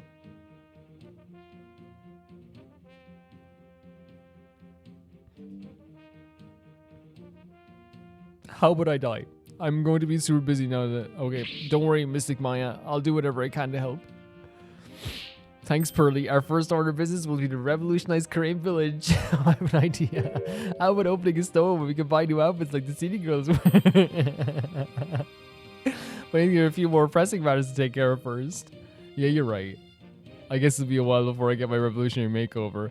First of all, there's nothing wrong with you. As you said, we're happy to wear it, but there's nothing wrong with also wanting to buy new clothes. You know, there's nothing wrong with that. You know? I think it's very sweet that, like, she also thinks about, you know, she wants to, like, go and do shopping. Because I love shopping, you know? Oh, wow. Mother, now that you have your stop being Nana, I want a new Nana. I wonder if there'd be anyone willing to serve you in that capacity. You're quite a handful after all. Don't say that to her. With a simple wave of your hand, you would have your attire changed, meals, and yeah, and she deserves that. You think I put such undue burden upon you? A grand priestess? No, okay. If you're not Rayfa, you'll have plenty of time in which to make amends. Amends? Perhaps you could start with one of your famous shoulder rubs. She was a prisoner, basically. She didn't have any choice. I'm the ultimate Rayfa defender, guys. I'm sorry. Amends. Crazy. Amends. Lied to her whole life. Amends. And there he is. Her benevolence has taken to calling me Braid. That's a good nickname. Even worse than she trembles and her face turns red and speaks to me. What have I done to deserve such animosity? That's love. Well, it's true that I'm merciless within the Hall of Justice. To be given such a dismiss. No, it's love. It's entirely uncalled for. That's love. What am I to do? Perhaps I shall consult Apollo about that. Please do. No, that's like giving you a nickname means she loves you. It means she's interested in talking to you. She has nicknames for all the people that like she trusts the most.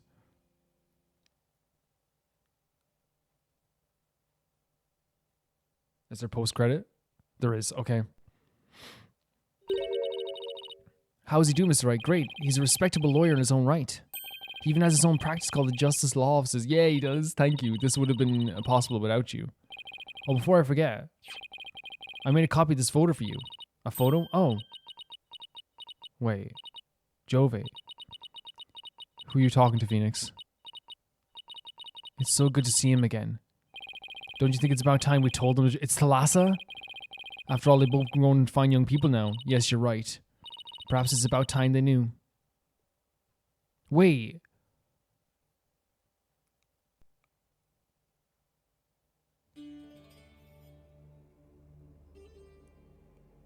Are you insane? What are you smoking?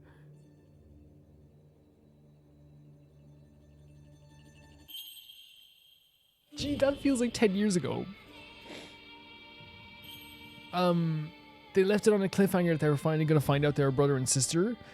Or maybe they were just trying to let you know, hey, they will find out eventually. They're showing all the stuff here from all the stuff that we've gone through here.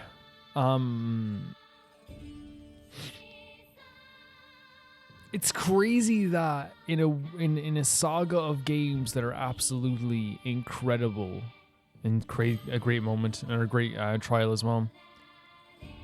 In a saga of there's our boy. In a saga of games that have so many amazing moments, it's crazy to me that like I can put a game like this in my top 3 easily. It's insane to me, right? What this can do. Because anyone who hasn't played Ace Attorney isn't going to watch this video, right? So I'm not, I'm speaking to people who already know this, right? So let's just preach to the choir right now and say, Ace Attorney, right, has everything that people who love emotional, impactful, and heavy stories.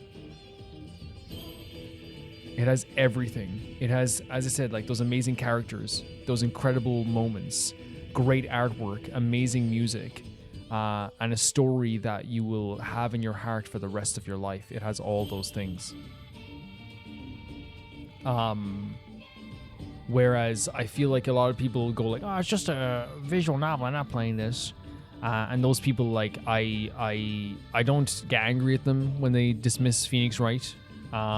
It's gonna sound so pretentious, but legitimately, if you throw away a whole genre of games because like you have like a hang up about them, I feel sorry that you're not gonna get to either watch a Let's Play of this. And I want to be that clear because like I know there's people who watch this Let's Plays who haven't played Phoenix Wright before, and that's awesome. But not opening your mind to how great visual novels and like this can be. Like, my whole world was changed and this whole channel was changed by playing games like this in Danganronpa. It opened up my mind to new ways of telling stories. It opened my mind to new emotions, of new ways to learn about characters, because they're able to be so detailed with these characters.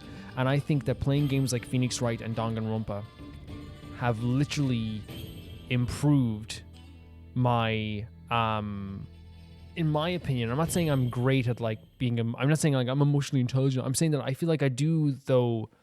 It has helped me really get a grasp on stories and characters better and be able to connect with them more emotionally is what I was going to say. I'm not saying a letter? Let me read it. Oh, he sent it to Phoenix. Dear Mr. Wright, I can't believe it's already been a few months since I decided to stay. I'm so sorry I haven't been good about keeping in touch, but things have been really hectic. That's, to me, like, that's a good sign. Rebuilding a legal system I'm not familiar with has been a real challenge, but I will say that it's given me plenty of work to keep me busy.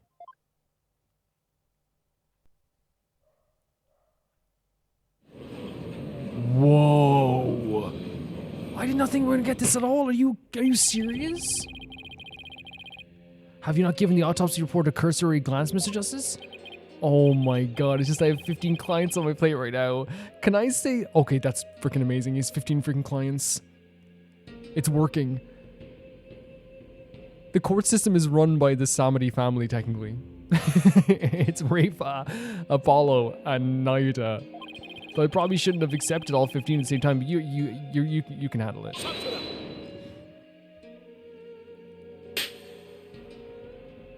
Oh, please. Are you going to help me rebuild Karain's legal system or not? If you are, we need to move through this case backlog faster. I know, but... Besides, those 15 are only the beginning. There are 10 more waiting your services. This is a good thing that there's people looking for legal... That means public opinion has changed. That's a huge thing. I too have friends and acquaintances seeking legal representation. No, it's amazing. I don't care when it says it's amazing. And being that you are the only lawyer in the country, I told him to contact you. I estimate that there will only be about 16 clients to your caseload. This means the public opinion has changed. This is so healthy. Yes, it's going to be a lot in Apollo, but this is a healthy outcome. It's so healthy. Huh? Now wait just 1 minute. I've been handing out advertisements for your new office. They read... From legal advice to investigating extramarital affairs? Even yak milk. For a limited time only, these services and more are free. Free! Free! I've already received requests from 380 new clients. Yeah, the free part probably did it. He's still gotta eat. I'm going to have to say something, aren't I?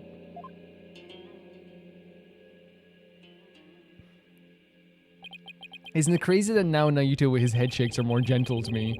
I trust you did your cords of steel exercise this morning. Well, go on. No, I know what they're doing. If I pause in this game and leave here right now, it never changes. He doesn't get to say objection. Right? So guys, thank you so much for watching. I'm going to leave. I'm actually going to leave my home and I'm actually going to run. I'm going to run as far as I can until the console enters like sleep mode or something. Is he going to say objection? Now that you mention it, we have yet to hear you shout today. Yes, and I have grown quite drowsy from these tedious proceedings. I could use a loud something to wake me up. Do not disappoint me, Hornet. They want to hear him say it.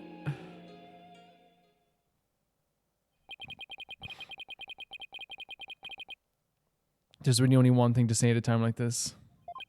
It's a word I've said countless times in my career, but one I'll never tire of.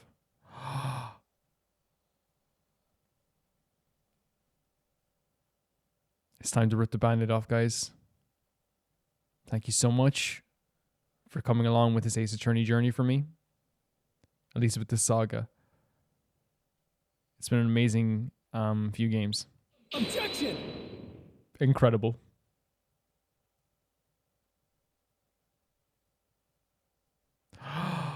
The artwork is gorgeous. It's stunning artwork.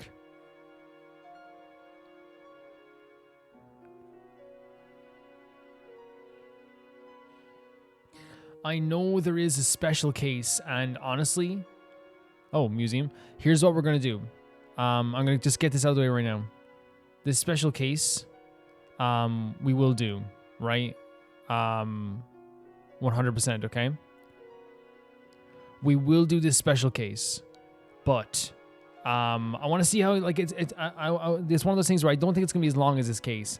But since it's like one of those DLC cases that happens after the game, it can feel like the momentum kind of breaks a bit. So we'll see how it goes. If you guys are into it, we'll know in like the first 3 episodes anyway. And you know what probably will happen by the end of the 3 episodes? Someone might say, well, Calvin, you've already done 3 episodes. You know, we'll see how it goes. But this was an absolutely incredible game, guys. This is, and I wanted to finish what I was saying earlier because it sounded very pretentious, but I don't care. I really feel like playing visual novels like this and games like this and Danganronpa have really helped me in terms of like, I'm not saying I'm great at understanding characters. I would never say this by myself, but I think it's helped me like, you know, emotionally connect with the games on my channel even better.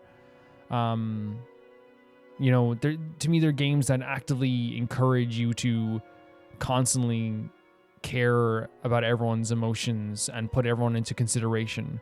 To me, these are games that like really just make me feel so involved in the story and so involved in everything. And I think it's bled into like the other games I play even more, where I feel like I'm so like happy to be involved. And again, I'm not saying my commentary is great. I'm not saying I'm fantastic. I hope it makes sense what I'm saying. I'm saying it gives me the encouragement to do that, to be more involved in the story.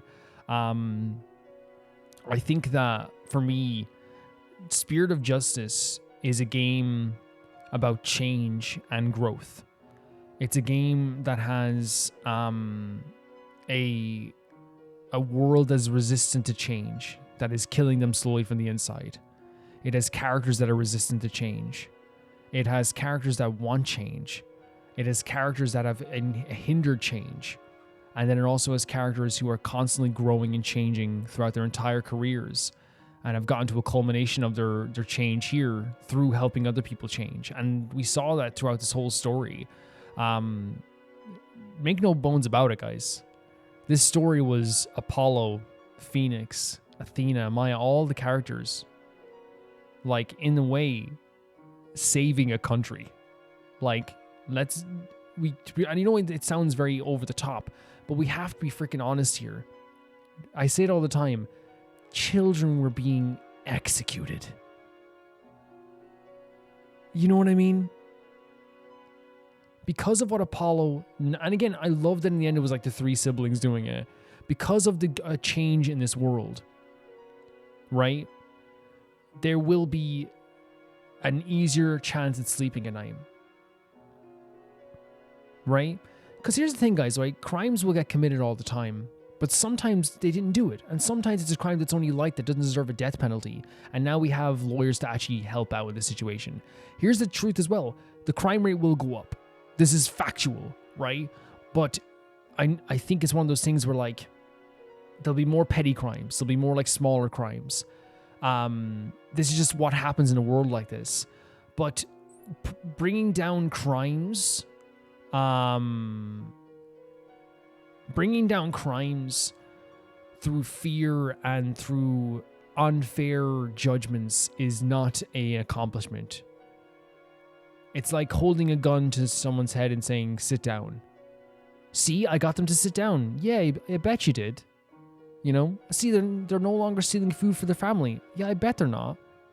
They're going to get executed as they get caught. I bet they're not stealing food for their family. You know?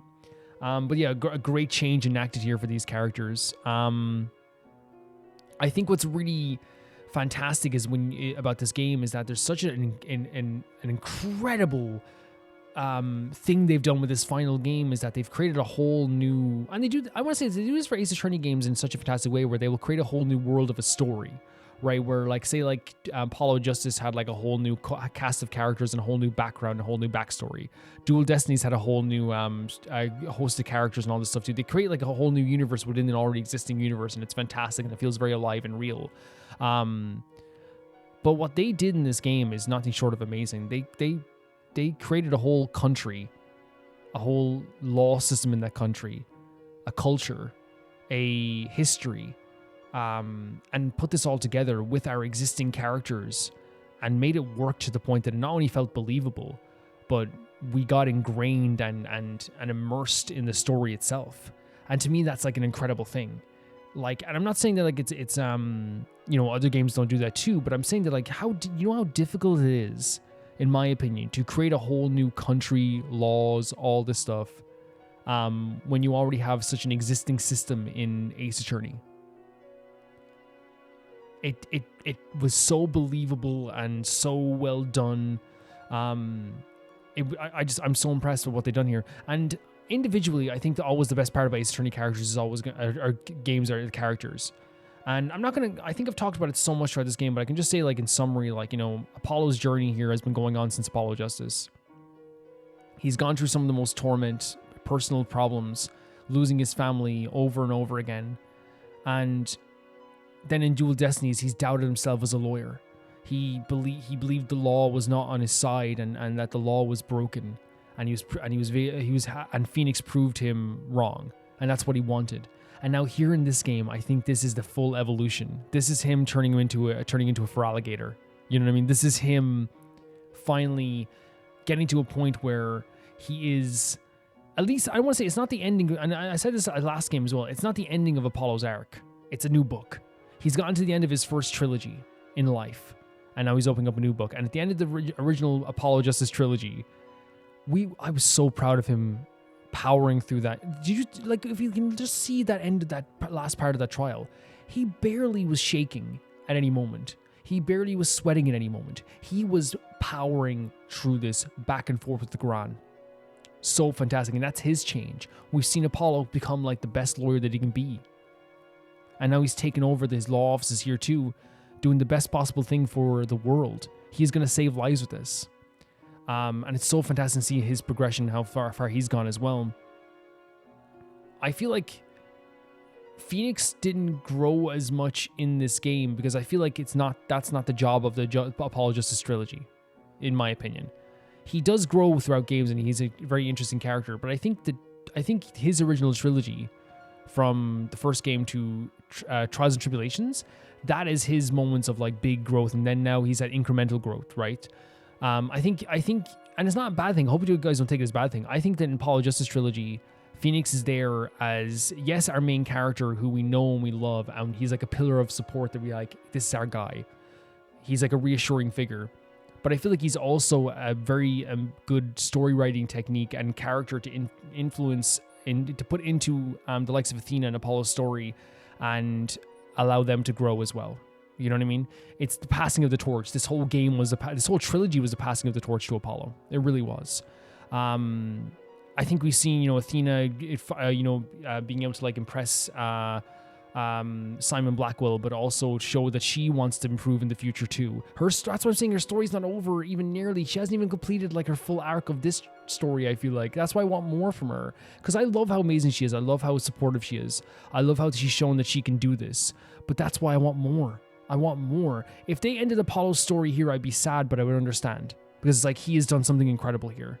Athena's incredible, and she's done some amazing things, and she won some amazing cases, but she still has so much more to tell. Do you guys agree? I think Athena has so much more to tell, and if Capcom doesn't give her a game, at least one game to herself, I'm just gonna say I'm not saying it's money on the table, because I don't know how sales work at all. I'm not gonna claim I do. What I will say is it is a disservice to your franchise to not let Athena have a game where she grows immeasurably, just like Apollo did. 100%. 100%. And she's had her big character moments too, like with Simon Blackwell. Dual Destinies was her game. I want to make that clear, but I think she has a lot more to tell as well, if that makes sense. She's gone through a lot too. Let's be perfectly clear here. We got to see Trucy's grown up, and so was Pearls. But again, I think that with Trucy here, the growth we've seen in her is that she's just like one of the sweetest people who's ever lived. And we've seen how like nice she is. And we saw in trial 2 how like they're lucky to have her in this trial, right? They were lucky to have her. She's such a supportive person, and she's grown into such an amazing person, and it's so great to see her growth. And the same with Pearls as well. It's so amazing to see her grow up as well, in such a fantastic way. The biggest arcs of this game, though, for me personally, were Rayfa and Nahyuta. And again, I want to make clear, Apollo's arc over the 3 games is the biggest thing, right? It's the biggest thing in this franchise to me. It's so incredible. But in this game in particular, if you just isolated, Rayfa's and Nahyuta's journey throughout this game is incredible. And the way I would put it is this.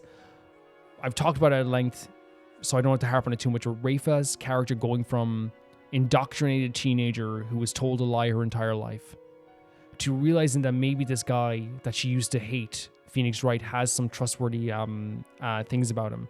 She eventually becomes closer to him, comes closer to Apollo, and slowly realizes that this place has been lying to her. But it was a slow burn, and it was a great burn.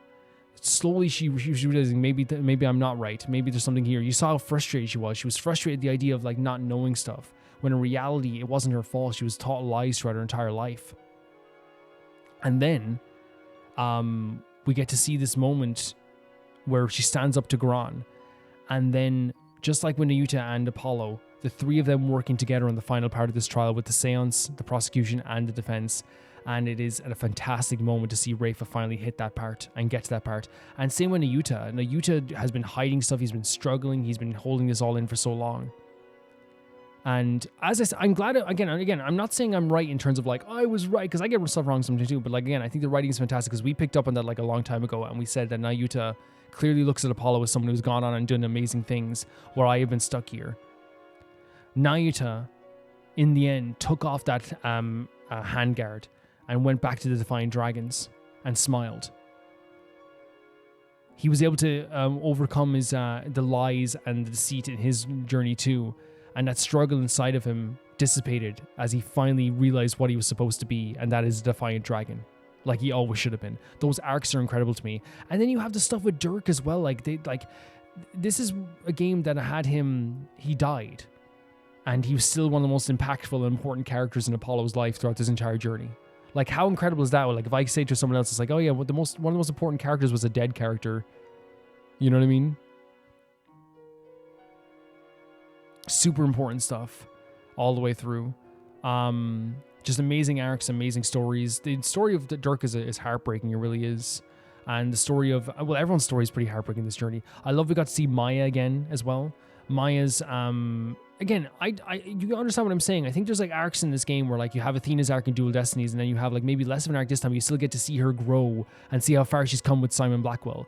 You could see how Phoenix is like grown up as well, and he's such a big supportive person. He's like really hit his peak of maturity in a lot of ways. But the arcs in this game that I think were like the biggest things was the Samadi children, which was Nahyuta, Rayfa, and Apollo, Whilst I think the characters like Maya, for example, solidified our love for them while also showing how far they've come while they were off camera, right? Because again, I hope it never sounds like I'm dismissive, but like there's a time for each characters, right? The first 3 games were for Maya and Phoenix mostly, along with Pearls, right?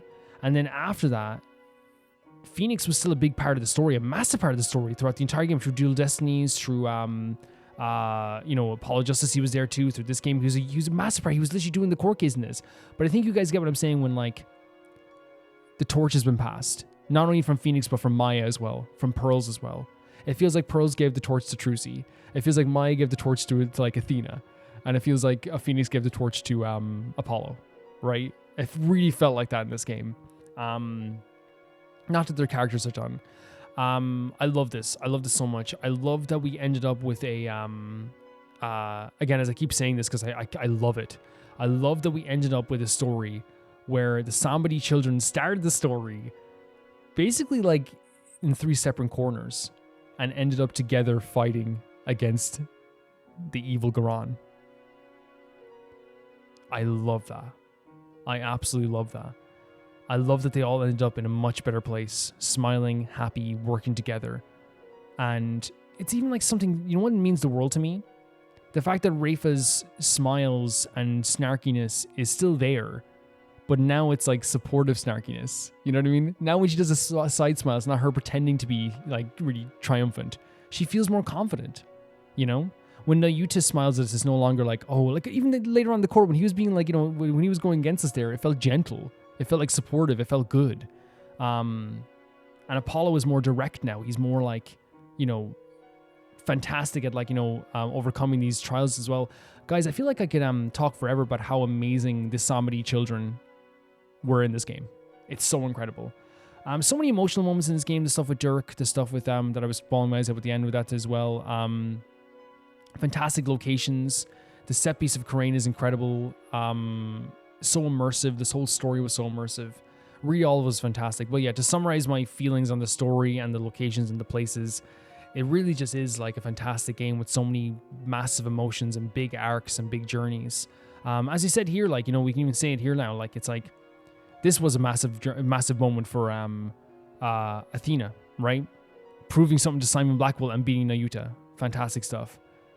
You know, this here with once again Phoenix reaffirming his care and admiration for Maya and vice versa, and Maya giving such a big boost to in terms of the journey for Rayfa, right? Like just so many amazing moments, even the moments you don't think about like that are huge moments. Like as we said, Trucy, one of the nicest people in the world, and here showing like why she is going to have such a big career and why she deserves all the happiness in the world. She has so much care for people, and you saw this throughout this case too. Albie being one of the most like gentle and kindest people, and he's a representation of Karain. Albie is of why we need to help Karain. Like there's so many different things here where every character represents something and means something, and it's so incredible, honestly. If you want to know my favorite cases, I don't know if I'll be able to say fully. I love this one. I think this one is one of my like favorite. I think there's a comfort to this one in a weird way. I don't like this one, not because it's not good, it's fantastic, but I've just, this represents the worst of Karain. You know what I mean? It's like a great trial, but like in terms of my feelings, I look at it and I just like, I never want to go back to there. Everyone was in a bad place. They really were. But I think Turnabout Revolution, top 3 cases all time, right? Has to be. If I could give like one critique maybe throughout this whole thing, it's just that I wish that we had a moment where That's a Rebel like nearly cried for Nahyuta. That's it. That's all I would have wanted, because I feel like they were building up throughout the whole game of him like being so disappointed in Nahyuta. To have him kind of be like, I'm proud or whatever, would have been a really cool moment. And I think the breakdown of Garan was fantastic. It was really great because it represented someone who was like, you know, embarrassed and falling and has lost everything in front of everybody. But I do think, and I do kind of wish, right, that it maybe lasted like a little bit longer. Does that make sense? Just because I think like the embarrassment was great and that aspect was fantastic, but I wish it had like a little bit more of like a sting to it. Maybe they could have had her like, I don't know, We could have seen her pretending like she was the, like, oh, I am the queen, like pretending. That would have been interesting. But again, I can't really complain about that too much because I still think it represented the story well. So it's not really, you can complain about that too much. The pacing of this game is fantastic. I think, I heard of the pacing could be really rough in this game, but I actually found it to be really, really well done. And maybe it's because I was playing it in parts, but it was really well done. Yeah, and I'm not going to leave this on a critique, and I don't want to leave this critique. So I'll say that, I'll close it out by saying, the Ace Attorney trilogies and saga understands its characters better than most major motion pictures do. The animations were incredible in the story as well. I think, as I said, the characters are amazing, the colors are amazing, the music was amazing, all the stuff was amazing. And it made me so emotional, it made me so devastated, it made me want to cry. I think that it's so great to have such a feeling of like trust in these games that they're going to bring you somewhere absolutely fantastic. And in this case, we got to that place. And the last compliment I'll give is just a reiteration of this entire game. So I'll say it. I'm so grateful that I got to play through this saga because it's an incredible host of games with an incredible cast of characters with some incredible designs. And I feel so lucky that I got to play this game. I feel lucky. I feel like I should be paying more. I feel like it's crazy that I paid for this game like 3 years ago. And I've gotten so much entertainment and love and happiness out of it and sadness out of it. Rayfa is a perfect character. She's a perfect character in terms of an arc. And I will say to you guys as well, before we do anything about going further, if I could say and just indulge me for a second, guys, I had such a great time with you guys. I had such a fantastic time conversing with you guys and having such a great time conversing with you about everything. Even when we disagreed, it was fantastic. I looked forward to seeing the comment section on this game because they were always very insightful. They're always very emotional. They're always very supportive of either me or the game or the series. And even when you guys disagreed with me, it was a great conversation. I think so many times where you guys were like, well, I don't feel this character's this way. And I'd be like, well, I disagree in this sense. I think what's a testament to how good the community is on this channel is that there was years ago when I felt like I disagreed with an audience member, I always felt like they're probably gone now, But nowadays, it's so fun because I disagree with someone in the comment section. We have a big long discussion, and sometimes it can last 9 comments. And then I see you guys the next episode being like, oh yeah, I love this part. And it's like, yeah, everyone understands. We're just having great discussions and it never feels bad. It feels great, And I want to say it's not just disagreements. I think you guys have a really great emotional intelligence. I really love your comments. I love how you feel towards the game. I love your insightful nature about stuff. I love how you remind me of stuff and correct me on stuff. I love all that stuff. I always say that my audience is an audience that pats me on the back as we're walking through a game, but then I'll notice you fell behind for a second. I'll be like, oh, why did you fall behind? And you're like, no reason.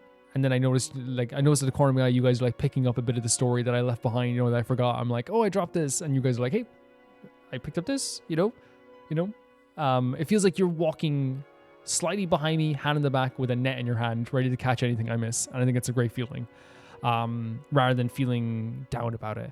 It's you know what it feels like? It feels like coming into work every day and your coworkers are the best. You know what I mean? It's like you can't wait to see them. I upload an Ace Attorney video and I'm like, I can't wait to see what someone's going to say. Even if it's 1 comment, 2 comment, 10 comments, 20 comments, I can't wait to see it. So I praise you guys for that too. I wanted to say as well, here, if I could just say this really quickly, just because these the bigger moments probably overshadow some stuff sometimes. I love trials like this where we got to meet new characters. I love trials like this where we got to really meet old characters and kind of get a new understanding of the world. I love trials like this where you get to see again a bunch of fun cast of characters while also having a very big moment for existing characters like Athena, and then big moments like this. That was trial 4, but that feels 10 years ago. And of course the big moments too. I really like all those moments. It's a really great story. Will you be joining us? Then it's settled. Also, just a little insert here, guys. I think the story in general is also just fantastic. I think unraveling everything was such a great mystery. There's so many crazy moments and fantastic, that's happened. Oh, that happened to mind-blowing situations. The stuff with Dirk was mind-blowing. The stuff with Amara was crazy.